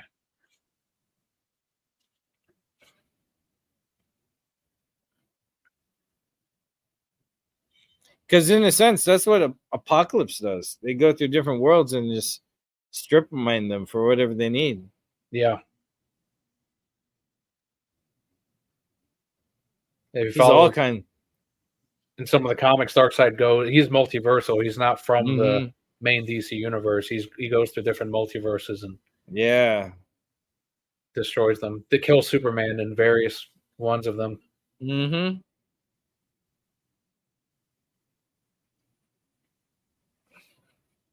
He's gotten stronger each time he's like corrupted Earths or planets and gained power. Yeah, and I think Zach has even said he's mentioned multiverses in reference to Darkseid, and even in the Snyder Cut, they talk about multiverses. Yeah. So all this whole thing of like, how do you lose Earth? And it's like, well, it's not his only galaxy. You know, he's not even he travels multiverses. And when you do that, there's like so many worlds, actually, so many. There's this little documentary on Netflix called Alien Worlds. They animate a fictional alien world, but also they talk to real scientists about studying the universe. And one guy found he could discover planets by seeing the silhouette that's hidden from stars. Because when a star emits a light, if something passes over it, it blocks the light. So they were able to find silhouettes of these little patches and follow them and trace out that that's a planet because planets don't emit light. So they capture all these silhouettes from light, and they've discovered billions and billions of worlds. Wow. And it looks like some are inhabitable. They're just so far away. That's why there's darkness in space, because not all light can make it all the way here because there's so many things blocking it.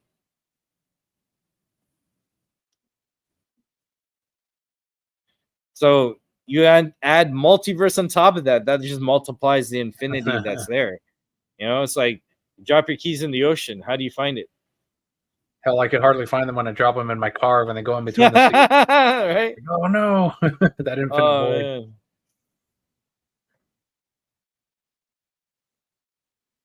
Looks like a heart. That's like organic. The thing he's held in. Even beats like one. Yeah, I think this is happening in a fraction of a second in time. Yes. Yeah, people were. I saw some people were confused by it. But there's all in his head, and it's psychic communication or whatever you want to call it. Yeah, because they did something like this in Aeon Flux, where they would have like a pill that would connect their minds to the same dream and communicate that way. And then there's another one where they actually took the brain and put in another reader, and then you could talk to the other brains that have been dissected and live on. But the only way to have that conversation is that your body dies and they preserve your brain to have that conversation. It's wild.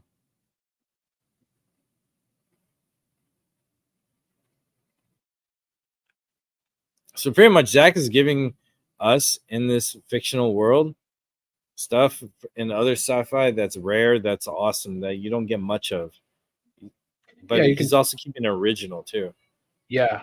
Zach's clearly a fan of all the the Alien films are in here. Like when Ripley's going down or up the elevator, like there's a shot of that similar to that in Korra with part 2. There's a lot of little nods to all the stuff that Zach's inspired by. Like obviously H.G. Geiger was a big one with Man of Steel. There's the fluffy beard you were talking about.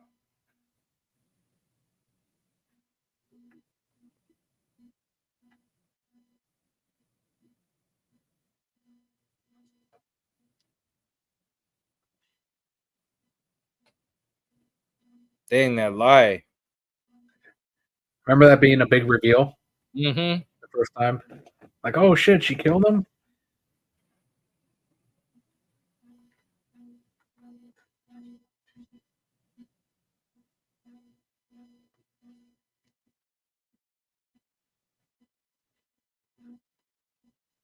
I think there's extra dialogue here too.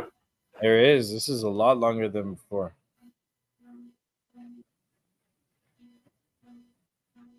The koi fish. That's wild, man.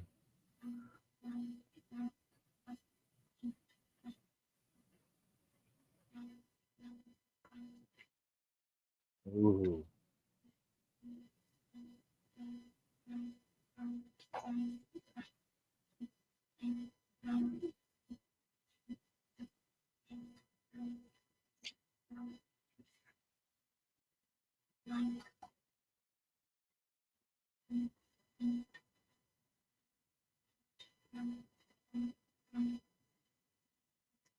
Mm. Whenever see him get his. Yeah, I look forward to seeing Cora take him on. I wonder if he still has battle skills and whatnot. Or if he fights all cheap, you know, with all these kind of weapons and gadgets.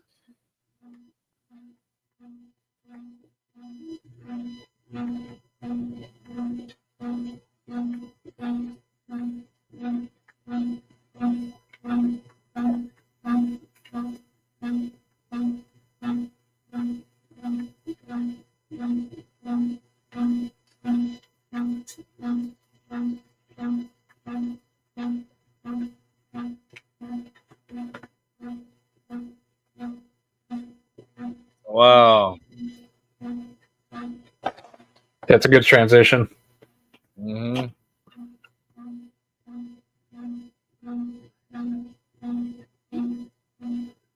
What did he go down to? I think it was like 10% body fat when he did this film.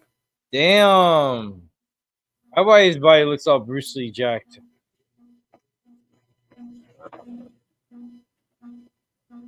Yeah, it was like 3 teeth in his mouth.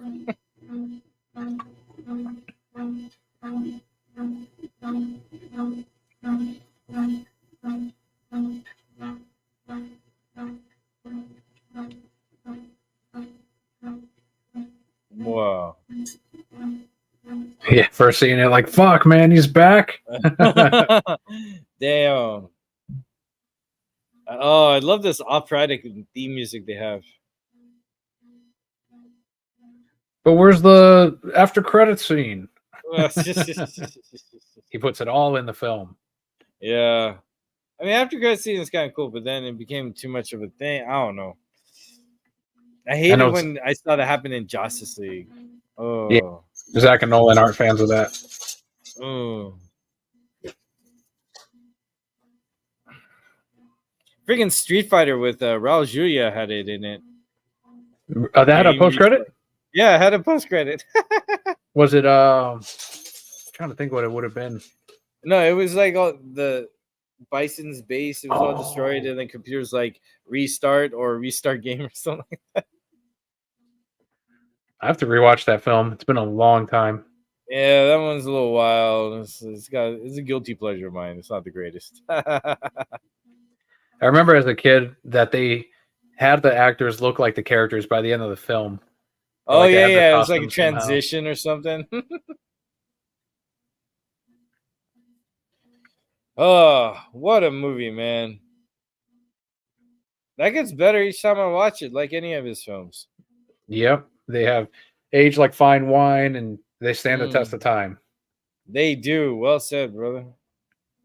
So I was telling someone on Instagram, they were like, man, all his haters are constantly, it's like, yeah, but they're still talking about his films. BVS. They're still talking about Man of Steel. Like, they stand the test of time, and the antis do not.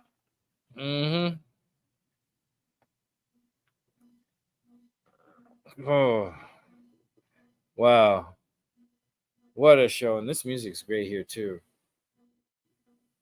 I exited out, though. Damn.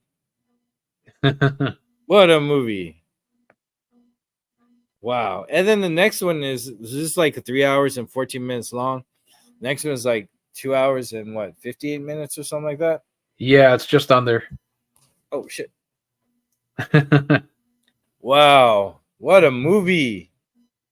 Ah, Zach does it again. Whew. Thought this is like your what, 5th time watching it again? The director's cut? Yeah.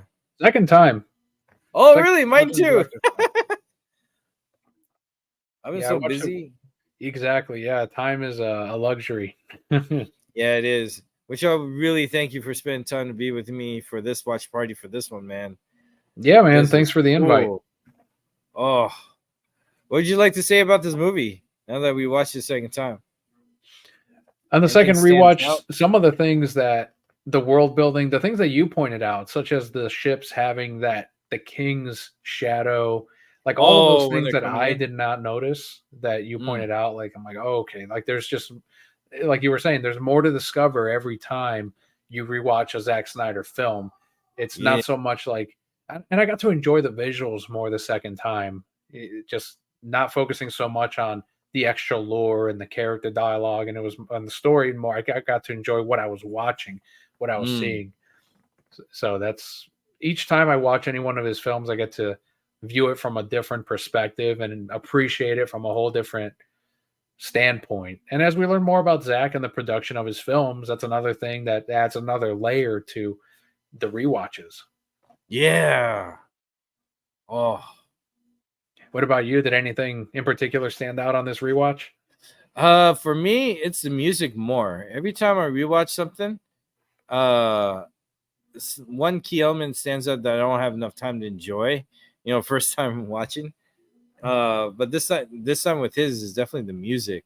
Like the music I got to enjoy in between the scenes that I felt like took their time or didn't transition to another one. It was so gorgeous. Like it was very operatic and heavy stuff like the very end, that shock thing. And then in between when they're doing the harvest or going to the ship, to the one crash landed ship to pull it out of wherever, there was like this beautiful folk or village theme music that was just wonderful. And I think that expands the world even more. And I like how the fight in the brothel, the music for that, it sounded like they really had all these mechanical machines that they were just banging on to make drums and all that. It was so unique and creative. It was so cool and eerie, and added something like off-worldly to it, which I think is the goal for the whole thing. Oh, that was so cool. And also I love it watching the action again, even more so, because then you see the whole, like, you know, where the focus is. Oh, this guy's coming around here, got to block that and hit this guy. Plus noticing the different generals or soldiers that were on the realm side, as you pointed out, like, oh, these are the 3 main guys. I'm like, oh, I didn't put that together either the second time watching until you pointed out. Like, yeah, I saw that there. Specific people. Anything else stand out with you with the second time that you caught? I think I enjoyed more the realms, like the inside of the ships, the more of the hall. Like I still want to take a camera down and check out the rest of the paintings and the history thing. Like what other history is in here? Because we find out in part 2 that Cora goes there often to those halls, and she's mesmerized by the story of Issa. She always goes back to that same painting, as she said. So I just love the world building in the realm the most. And that and later on we learned that it wasn't always pure evil as far as the realm. It was mainly when the Issa died and the king died that it really went south. Damn. Oh, that is wild. Yeah. Like, this Snyderverse is so rich in its history. Like, you know, he's got a whole blueprint to the whole lore and the story that the podcast works off of, that the comic book works off of. Like, here's the outline, here's the story, work within this. And they can take it forever, honestly. They can really go in all sorts of directions. It could very well be already bigger than, like, even Star Wars as far as the lore. Yeah, man. Oh, Star Wars has this thing where they have a lot of generations they jump between. You know, we're not there yet or have done that. But they've already shown how big the universe is, because it's not just one galaxy. Like in Star Wars, it's like one pretty much big galaxy they're all messing around in. This one looks like there's galaxies and galaxies that they bounce around in and all that, especially with the possibility of it being tied to Rebel Moon. I mean, Army of the Dead as well. Like, it's really interesting how starting off a story, not just with one film, but 2 director's cuts of a film, and extra lore along with it that comes out at the same time with the comic books, the novelization that has more detail. I mean, this is a lot of ground work and world building all in one bag that can go into so many avenues. And I forget at the Q&A, did he mention like 5 stories more or whatever? Like I said, the more I see this, I'd like to see more of where he's going to go for part 3, part 4, part 5, and seeing how much he could do in just one production of giving us 2 PG cuts and 2 red R cuts, or essentially 2 finished films. I think he could do that with a bigger production and shoot 3 films in one go. I mean, now, that's what Peter Jackson did for Lord of the Rings, right? Do you want him to do 2 cuts again? No. Or would you want him to do? I think right now, for a world that no one knows about, the 2 cuts is okay. It's experimental, but anything going forward now, I think he should do director's cut. If there's a PG-13 cut, then have them released at the same time, because now people are already introduced to Rebel Moon. So just give us a good director's cut first in any direction they go, either both or just that. I'm okay with just that, by the way, because then if he does the theatrical cut, I'm wondering how much different he'll have to do it. Would it go in a totally different storyline? And would the red R ones go in a totally different storyline? You know what I mean? Yeah, it's a tough call to make, because now you've already introduced this 2-cut system with these films. So I don't want to be in that position to make that, because I feel like Netflix would go, hey, this was so successful for us to do the PG-13 cut. Why don't we just keep doing that? Oh, that would hurt my feelings. I feel like we would just get part 3 in 3 parts and not a real part 3, part 4, part 5, you know? Yeah, it'd be 3, 4, and 5 times 6. I guess, right? Like, I feel like I would just wait for the R cuts, like Millennial Mike did.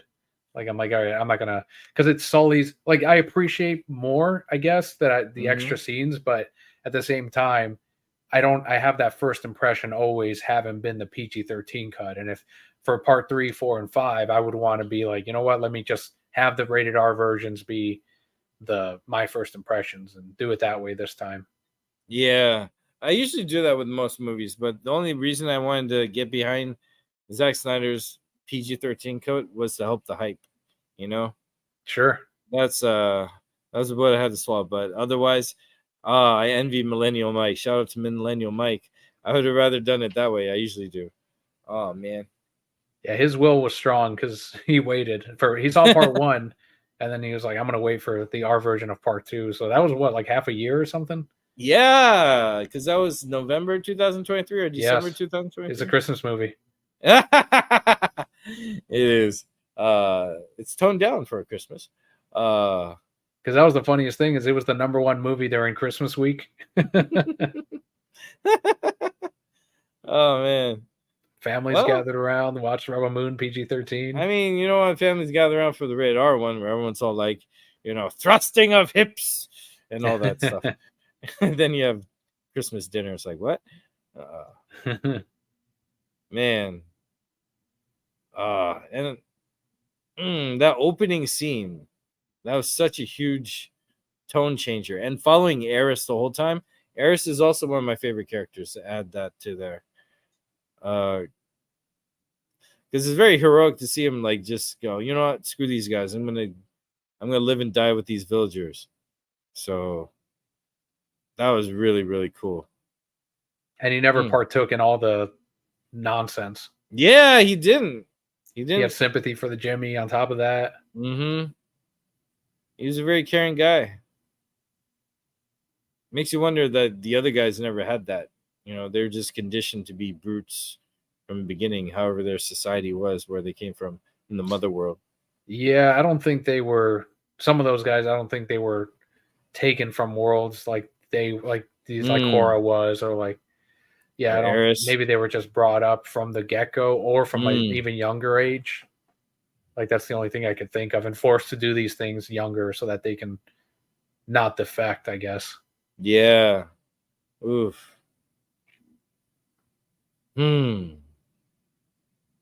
Wow. And I love Korra. I really feel like we're in, because I don't know, it's so weird. This one gave a lot of breathing room to the main character, even more so out of everybody else too. Because then I feel like we're really on her journey as well, when we have more time to be in her headspace. And plus the extra scenes of her as a kid. All of that helps. Her talking to the king, that was another big thing. Yeah. In the hall with the Jimmies. Oh. Like there's a relationship with the king that she had, and then she has to do what she does in part 2. Like it's rough. Oh. Yeah. That's very painful. Man. That was so much fun. So we got a plan the next time to do part 2 and we get to see that pain. Adventure. Yeah. The pain of her shooting. Did she? There's that debate on X. Did she actually shoot Issa? Like, come on. There is a debate like that on X. Or like, did she die? That's another big question of like, did she die? Of like, because you see the light coming out of her. Did she just transition into something else? That's why I kept thinking that Sam was going to be the. Yeah.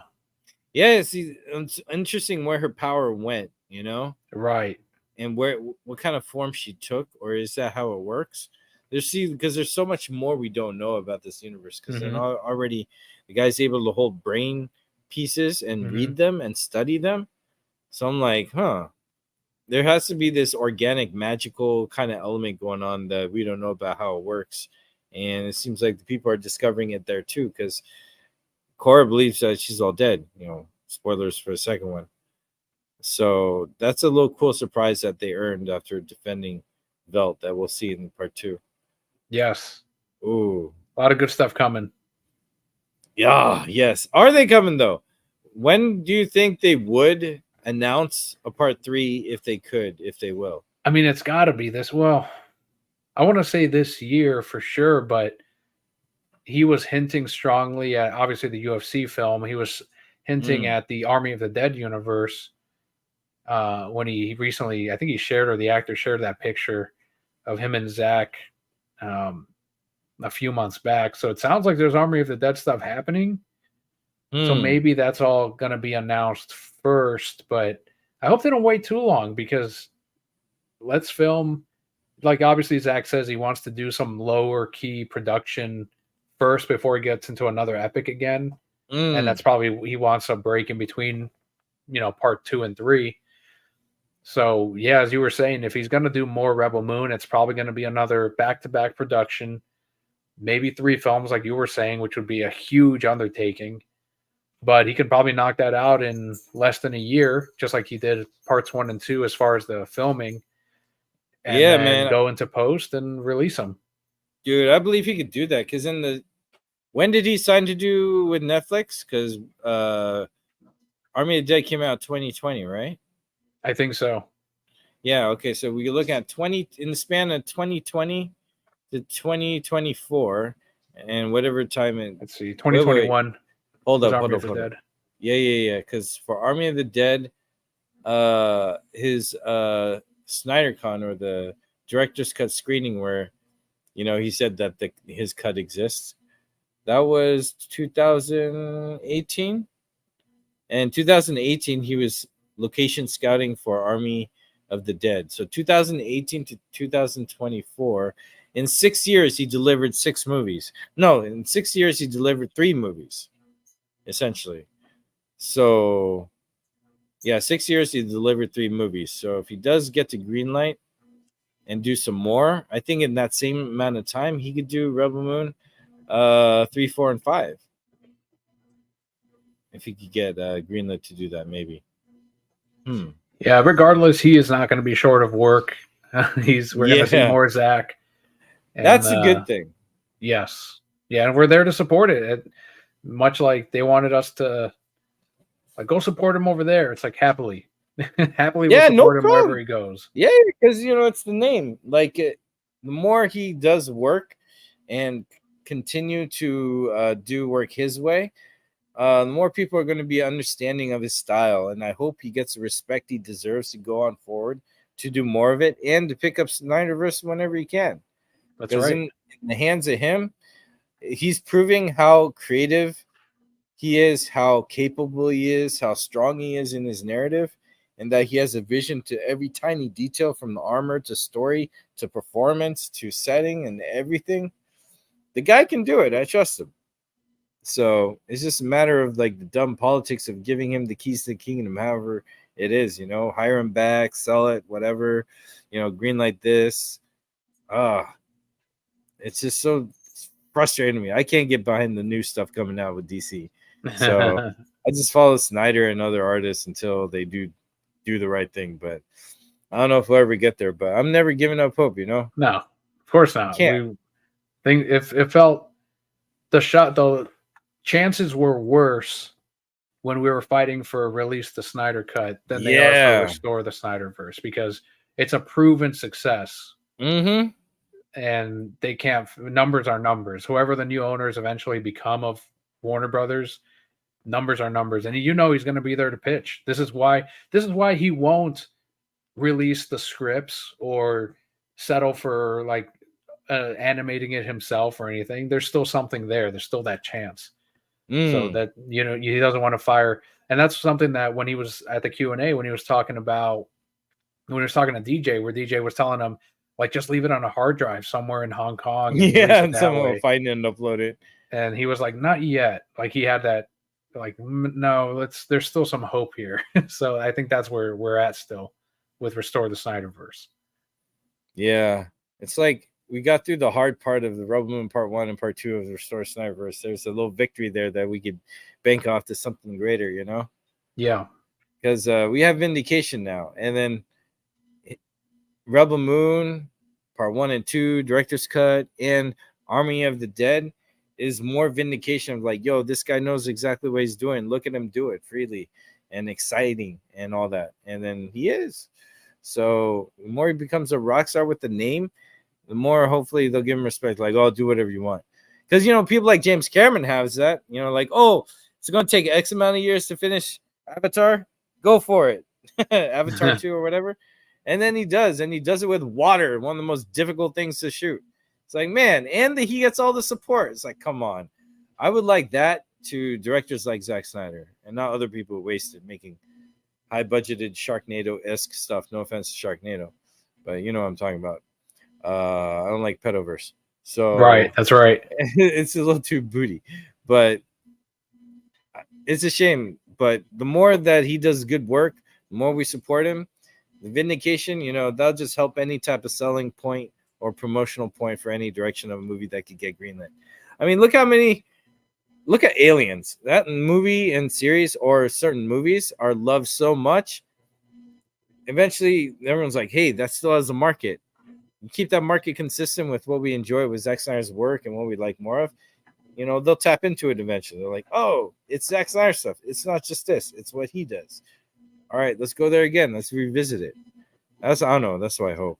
The more we talk about it, the more we share stuff like that could help. Mm-hmm. All of that helps. All of it gets us there. Mm-hmm. Man. And also the fact that this story of like, civilians being attacked by military powers, that's like, that's super relatable. And also like, release the Snyder Cut. That was like the people, grassroots. So seeing like this story where the people fight back is so great. I like that. Yeah, I don't get why it's so. I don't see. The more I see it, less of Star Wars I see.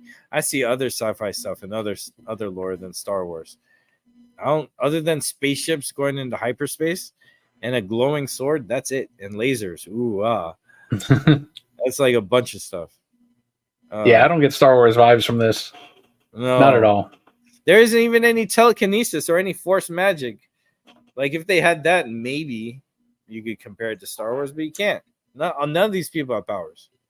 Yeah, it seems like you'd have to rework a lot of the elements in here, and it's possible, but it just works so well on its own as the original project that it started as. Yeah, I could see where you might be able to, again, work in some of the Force or some lightsabers, obviously, but maybe even some Sith or Jedi. But outside of that, like, okay, no, they're not going to do it. Revert and back to what we saw today. There you go. Oh, what was it? 34 years in the works. He's had this story written. Yeah, man. Something crazy like that. I like that because then it's a world he's spent so much time in that all his sticky notes of what to do is in his head and heart. That's great because how often do we get sincere stuff? We get a whole bunch of reboots, revisits, remakes. It's something original. More often now rare. That they're afraid to try original. With money being what it is, these studios are looking for the familiar. They're going back to nostalgia bait. A lot of nostalgia bait. That's what that Deadpool Wolverine thing was. And they saw the $1 billion and they're like, oh, people like nostalgia. They like member berries. So what do we have that we can bring back? So, what a time. Anything else you want to add as we wrap this up, brother? No, I appreciate it. The people that hung out and were here live, huge shout out to them, and also to those that are watching this after the fact and are queuing this up with your copy of Rebel Moon, whether it's on Netflix or a couple years down the line. If you're rewatching this and you're enjoying this on your Blu-ray, because I'm thinking that it's going to release physically. I want Blu-ray physical copy. Give it to me. And I think obviously subscribe to Koj if you're coming over from the Facebook or X link on my profile. Make sure to subscribe to this channel right here, Koj's, because he does these watch parties very often and with many people, many different people in the movement. So you'll see a lot of familiar accounts and faces right here on Koj's channel. Hey, thank you. And thank you for always being like a good buddy, and your content is amazing. Everyone, you got to like and subscribe and check out the links I'll provide in the description below real soon. Your podcast is like so top notch, and I like what you cover. I get a lot of game content of what's going on in the business there and the comic books and the production value. You take me back to the time when radio hosts had their own style and that radio talk, because you got a great voice, man.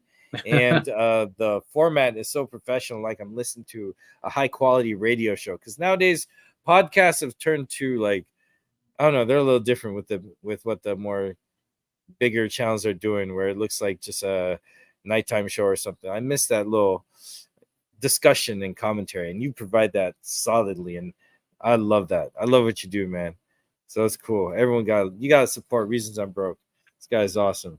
Oh, thanks, man. I appreciate it, Koj, and always good to stay in contact and share little memes and all that stuff. I know, the good time.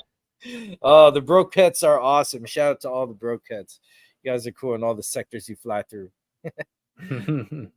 And so on top of that, look out for my sign. I will post as soon as I know when I can plan part 2 director's cut. We will do that real soon, but also on my usual Koj's co-watch parties, I have another film coming up that you could watch for free in 2 weeks from now. So look out for that and Rebel Moon part 2. Like and subscribe to me, and like and subscribe to my boy Reasons I'm Broke, and we'll see you next time. We had a good time with Rebel Moon director's cut. It's your boy Koj with Daniel Reasons I'm Broke, and we'll see you next time. Bye, everyone.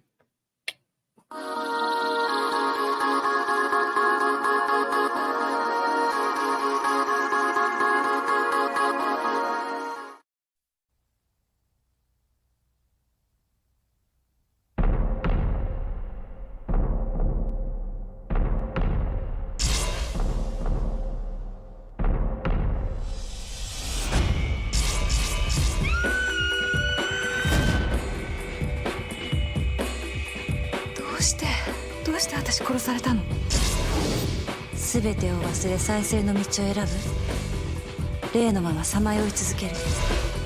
殺した相手を探して呪い殺す？この事件は単なる連続殺人じゃない。何か理由があるはずよ。俺はそいつを見つけ出して殺す。幸せは自分の手で奪い取り守らなければならないものだ。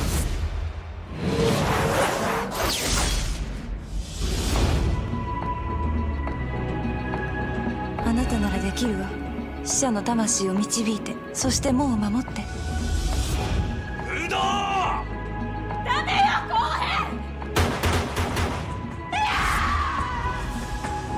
平！俺は愛のためならこの世を地獄に変えたって構わない。お前はどうだ？愛のために何ができる？たとえ肉体が滅びようと、魂がどこにあろうと、私はあなたを愛している。